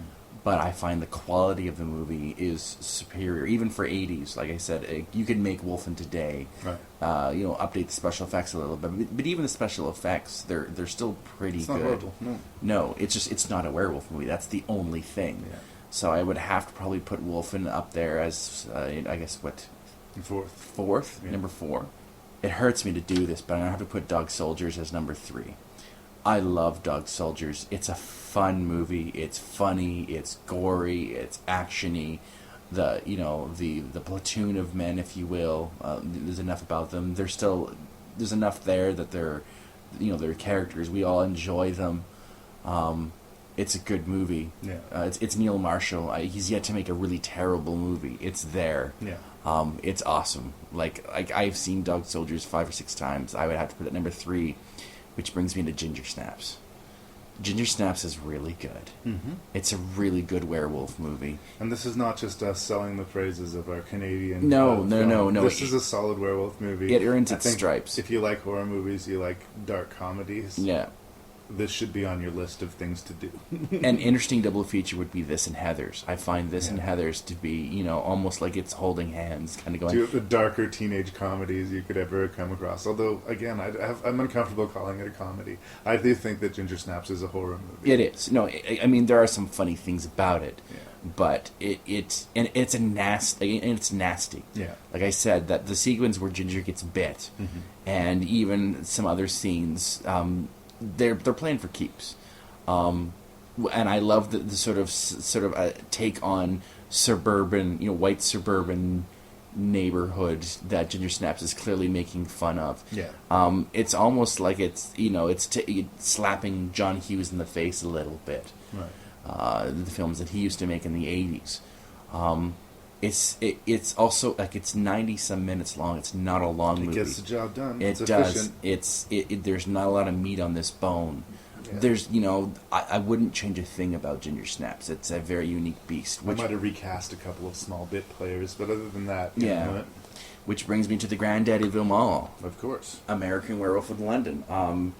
Transformation scene aside, which is like hasn't been rivaled. No. Hollywood has tried and tried again. They even hired Rick Baker to do the Wolfman, and it failed because they used CGI. This movie, if you look at it, it should not work. It should not work. The humor is like all over the place. Yeah. But it does. And I think it's a credit to John Landis because he wrote a pretty smart screenplay. He casted extremely well with Griffin Dunn and David Naughton, who I haven't seen David Naughton in anything really since. Have you? Here and there he shows up, but I don't remember him. And like he was the central character in this movie, and I do, like I say, he gives a really good performance. Yeah. He's also required to do a lot of his performance naked, which requires a little personal fortitude. Yeah. Jenny Agutter is besides being incredibly gorgeous, she's quite good. Good actress, all the actors show up in this movie. Yeah. The special effects by Rick Baker, I'm trying to think. I've yet to see anything rival it. Like it's even like the wolf, how it's done. That weird Nazi dream sequence is really cool. It's really well made. That scene in the tube where the wolf chased that guy, to me that's still scary. That long shot of him going up the escalator, right, and you see that wolf coming into the shot. Yeah. That scared me as a kid. American Werewolf to me is probably one of my favorite horror movies ever. It bounces to being number 1, number 2 next to The Thing in a lot of ways. Right. I've seen this. I to be perfectly honest, I don't know how many times I've seen it, but I know at least I see it once every 2 years. Yeah. No one saw this movie coming when it came out. Everyone thought they were getting a comedy, and they weren't quite ready for it. And I sort of also love that. This movie is still full of surprises. One thing that we didn't mention in the review that I think needs to be recognized is that weird synthy wolf howl. Yes. That howl that the wolf makes. Yes. It doesn't sound like an animal. It doesn't really sound like a synth. It sounds somewhere in between. But it's perfect. And I don't know why it's so perfect for me, but I feel like that sound effect would have only come up with if that movie was made at that precise time. Yeah. The stars aligned for that movie. No, it's one of those films that is lightning in a bottle. Yeah. It has no business being as good as it is. And that's why it's number 1. It is the granddaddy, it is the blueprint of modern day werewolf films. I have yet to see its rival. Some films have come close, but it's never American Werewolf in London. And I think most cinephiles will agree when it comes to the werewolf genre, they don't even blink. It's like, you know what? American Werewolf in London. That's the first one that came to mind. Yeah. Honestly, when I was making the list of movies, again, I hadn't seen Wolfen. That was the one movie that I didn't pull from my collection. It was just one of the movies that I've been meaning to get around to, and I saw no better chance than this. Yeah. This is going to be tough, dude, because we have a remarkably close list. Yeah. Our list is so close that, Yeah.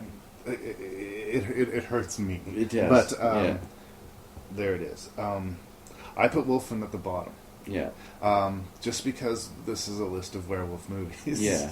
And again, I take personal responsibility for that. Well, I mean, and I get it. I get it. I mean, it wants to be a werewolf movie. It's advertised almost like a werewolf. It's called Wolfen. It's understandable. Yeah. But as I said earlier, as I was watching it, I was getting about the 3/4 mark, and I kind of went, "This is not a werewolf movie. I think we should still do it." Yeah. But it was going to segue into what makes a werewolf movie, and by definition, it's not. It works enough. It's a good enough thriller. It's a decent enough procedural. Yeah.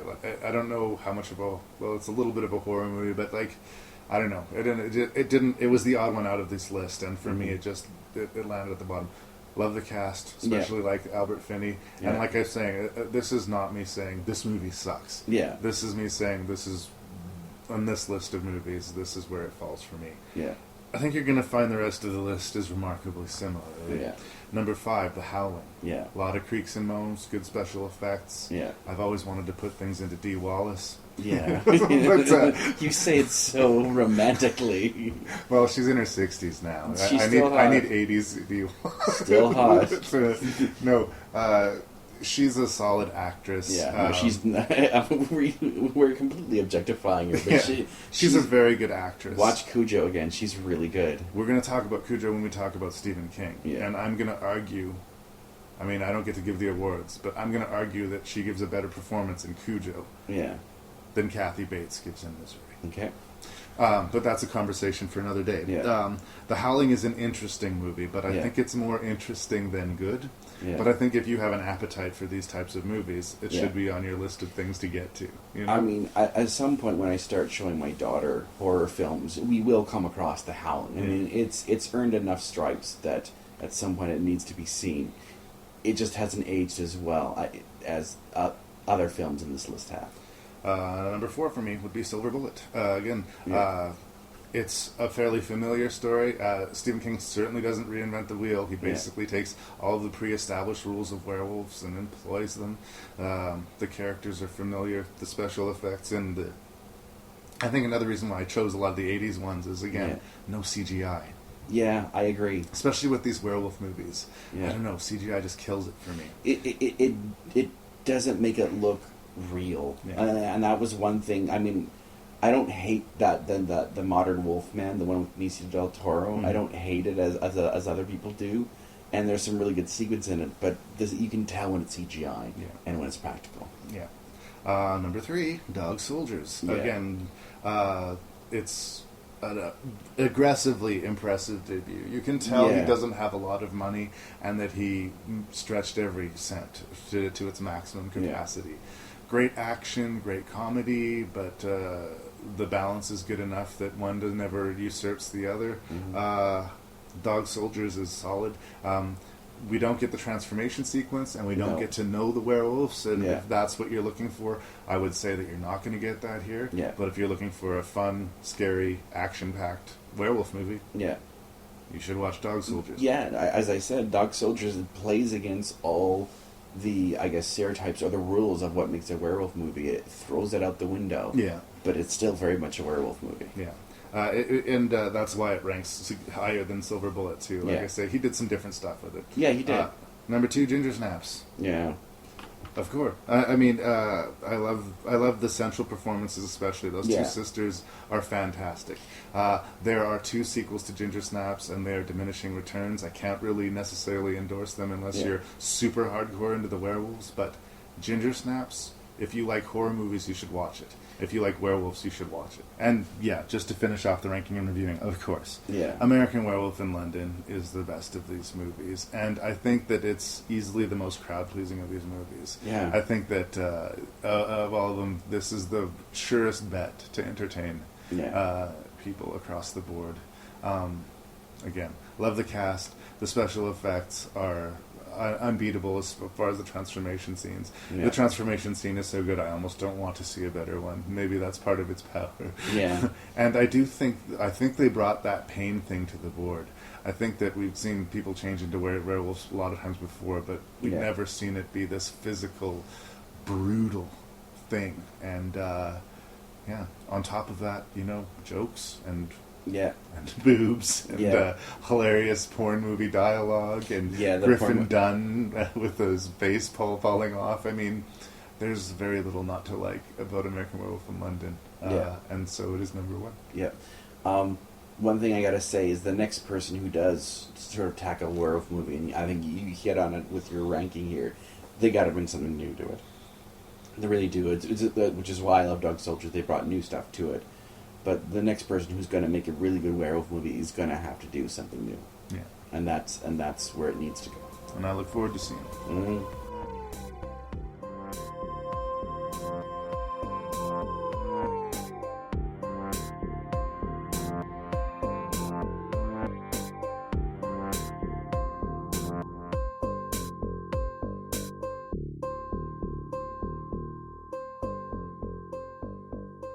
On to the Jerry's. The most obvious thing that we can do with the Werewolf collection is, of course, the best transformation. I have 4 nominations for you. There is Ginger Snaps. We get the transformation in the back of the van, and a lot of sort of slow bits of transformation throughout the movie. Her face, her tail. It is a slow crawl to slow her death. reveals. Yeah.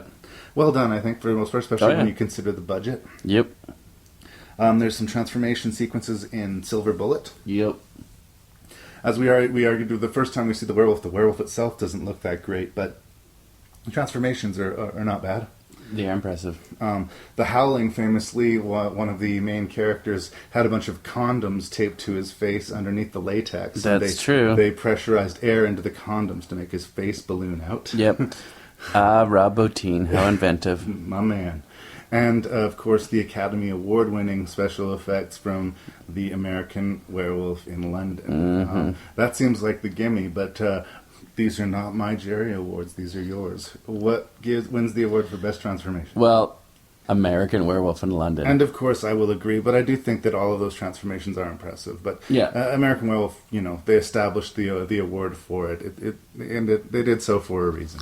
I mean, it set a standard that even to this day has yet to be matched. And this was 1981. Okay, moving on to Best Performances. We have double nomination from Ginger Snaps for the sisters, played by Catherine Isabel and Emily Perkins. Yeah. They both did fantastic jobs. Yeah. I have a lifelong love for Griffin Dunn. Yeah. Because of his performance in American Werewolf in London. Yeah. He is so likable, and he's got, in a lot of ways, even though he's not the main character, he's kind of got the best part, I think, in that movie. My 80s crush, Dee Wallace, gets a nod from me for Howling. I think she did a pretty good job, and she plays it completely straight. And in a movie as ridiculous as The Howling, that's not easy. No, it's not. Although I will say this, that she got robbed for a completely different film. Yeah. Cujo. Yeah, she's amazing in Cujo. Yep. And then Gary Busey, who is the brightest light, I think, in the cast of Silver Bullet. Yeah, he's got the flashier character too. He does. He's doing it well, and I believe he was hot off his Oscar for Buddy Holly.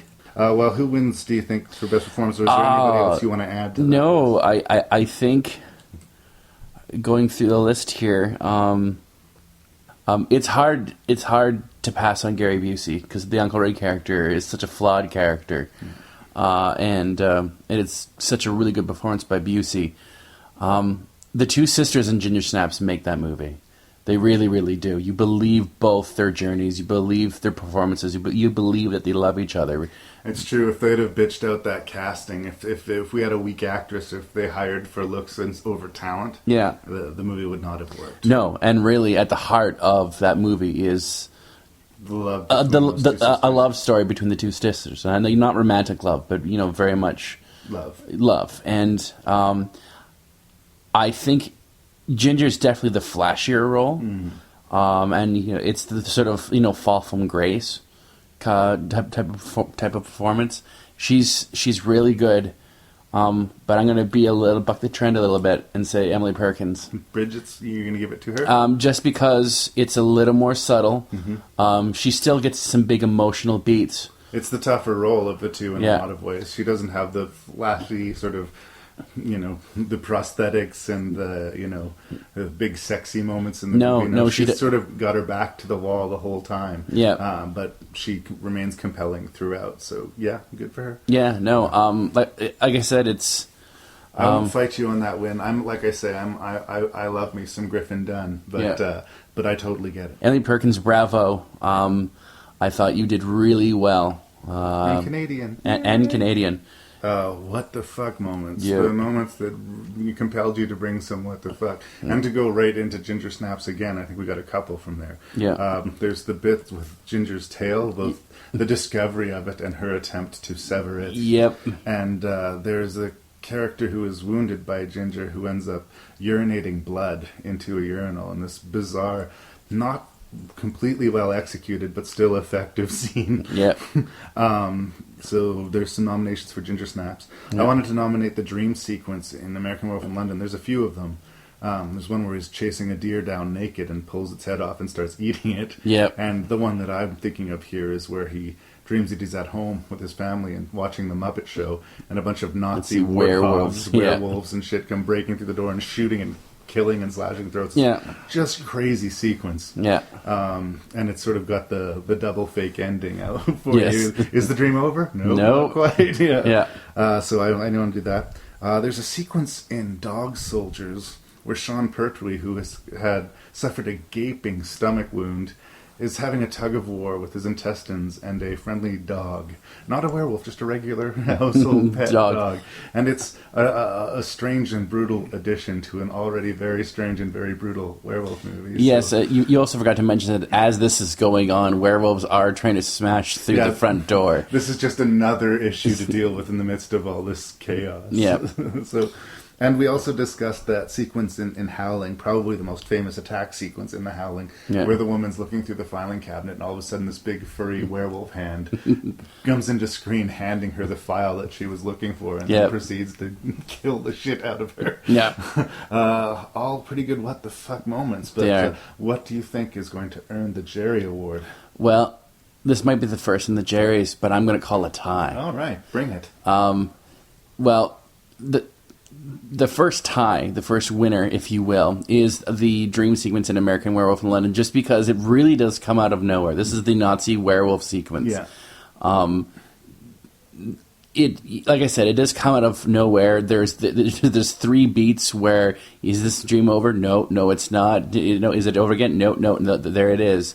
It is extremely gory. I don't quite understand why the werewolves are Nazis. I mean, I know the family's Jewish. I guess this is a whole nightmare. But I just think it has that weird dream logic. Yeah. It makes sense when you're having the dream, but when you look back on it, you're like, what the hell was that about? Well, really, yeah. No, it doesn't advance the story in any way, shape, or form, but yet it's still there. And it is, in an already insane movie, it does up the insanity quite a bit. So that is what I call the first tie. The second tie is the dog gut pulling scene in Dog Soldiers. That essentially is the punchline for the entire scene. Yeah. I don't care how much you like that dog. I don't suffer a tug of war. I kill that dog. Yeah. If it's chewing on my guts. Yeah. There's a firefight going on in the background, and I want to stay in the game as long as I can. Yeah. No, I'm not going to wrestle my intestines with this dog. I'm going to fucking shoot it. Yeah. No. And the first time I saw it, I mean, and I'm a dog person. Oh yeah. No, you were talking to a person who rescues animals for a living. That's right. But I agree with Larry here that if werewolves are kind of bursting through the door and you're laying to the side with your guts dangling out, and a certain canine comes at it and tries to steal at it like stealing a snack off the supper table, a string of sausages, that dog's at least getting kicked. And it's a very black comedy, very funny scene to a very tense and exciting scene. Yeah. So, and anybody who hasn't seen Dog Soldiers at this point, after hearing about that, totally wants to watch it. Yeah, no, it's... So like I said, there's a tie. There's two what the F moments that deserve equal congratulations. We'll accept it, and it is the first in Jerry's that we've had a tie, so well done. Yeah. Let's move on here. Best Death. We have the hunters, the whole hunting party in Silver Bullet that enter the fog bank, and my personal favorite is the Peacemaker baseball bat smashing repeatedly into some guy, but we lose about a half a dozen people in a 3-minute sequence there. It's pretty fun. The drug dealer who's helping out... The drug dealer who is helping out Bridget in Ginger Snaps, who we really like and who's at first wounded by the wolf, and we think he's going to change. But then the wolf decides, no, she doesn't want another werewolf around, and damn near bites his head off. Ugly. The character of Spoon from Dog Soldiers, who once they've run out of bullets and run out of boiling water and run out of things to throw at them, attempts to fight with his bare hands a 9-foot-tall werewolf. And he doesn't win the fight. No. But Spoon has spewit. Yes, he does. To quote the very awful movie Legends of the Fall, it was a good death. Yes. And going back to my boy Griffin Dunn from the opening sequence in American Werewolf in London, that is the point where he dies, but happily we still have a lot more Griffin Dunn to look forward to in the movie. But it's a pretty horrifying death. Stop the presses for 1 second. Stop the presses. I am going to add a nomination. Bring it. I am going to actually, it's more of a sequence and it's not really just one death, but the Piccadilly Square sequence is basically where numerous people meet their end, especially the police chief at the beginning. He loses his head, if you will.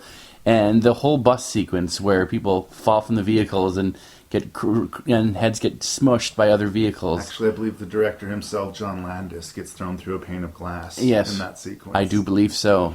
While the Hound of Hell is running through the streets, I sort of figure there are numerous good deaths that are quite... I thought it was a nice touch that it tried to bite at a car wheel as it was driving by, just like any other dog would. Yes. I'll accept that nomination. So, what's going to win it? This is tough. Once again, there are so many painful deaths. So many rip-roaring, oh my god, it hurts. I am... Actually, since I added the nomination, I'm also going to give it the award. All right. Is the Piccadilly Square sequence where numerous people meet their very end. Like I said, it starts off with the wolf bursting through the door. I mean, really, the wolf has already eaten at that point. He eats an usher. And then I think that it's out of its element. The wolf doesn't have as much planning skills as David did. Yeah. And when it finds itself in the middle of a modern city, I don't think it knows quite what to do, but just chomp at people that are nearby. Yes. Cool stuff. I mean, John Landis is great at creating this sort of, large slapstick Warner Brothers style violence. He used a lot of it in Blues Brothers. He uses it here once again in American Werewolf in London. And the bus sequence when running over that person's head is just, it's gnarly. Indeed. I wanted to use Griffin Dunn because that is a painful way to die, but in the end, I used Piccadilly Square sequence in American Werewolf in London. Fair enough. And for our last nomination, or our last award to give out, and thank you so much, Mr. Beckmann, for doing this, and I hope to do this again with you someday. Yes. I'm excited. We have 6 movies here and 6 wolves. So what was the best lycan? What did you want the nomination to be called? Best performance by a lycanthrope? I think it was best performance by Lupin. Lupin, okay. We have, of course, the same 6 movies: Wolfen, Silver Bullet, American Werewolf in London, The Howling, Dog Soldiers, and Ginger Snaps. Which had the best werewolf? Well, once again, this is a tough category to choose one winner because so many good wolves gave it their all. And I mean, really, you're all winners to be nominated. Right. But since we have to choose a winner, I'm going to have to go again with the granddaddy of them all, American Werewolf in London. That whole idea of having a hellhound type werewolf walking in all fours. It's an iconic wolf. If you look at if you go to your local comic book stores and they've got the whole little miniature statuettes, you will often see the werewolf, either Lon Chaney Wolfman or the werewolf from American Werewolf in London. It is a well-made wolf created by Rick Baker. He's ruthless. He's cunning. He's quick. He's the American Werewolf. He's the Hellhound from Yes, American Werewolf. we in agree. London. We find bipedal werewolves to be less frightening. Yeah. Yeah. So, we got to Howl at the Moon. We do. And we'll find... I don't have another section on werewolves yet, but there's certainly enough werewolf music out there that maybe we could find one. But I look forward to having Mr. Beckmann back with me again. Yes, you know I'm down. You know I'm down. You want to howl it out?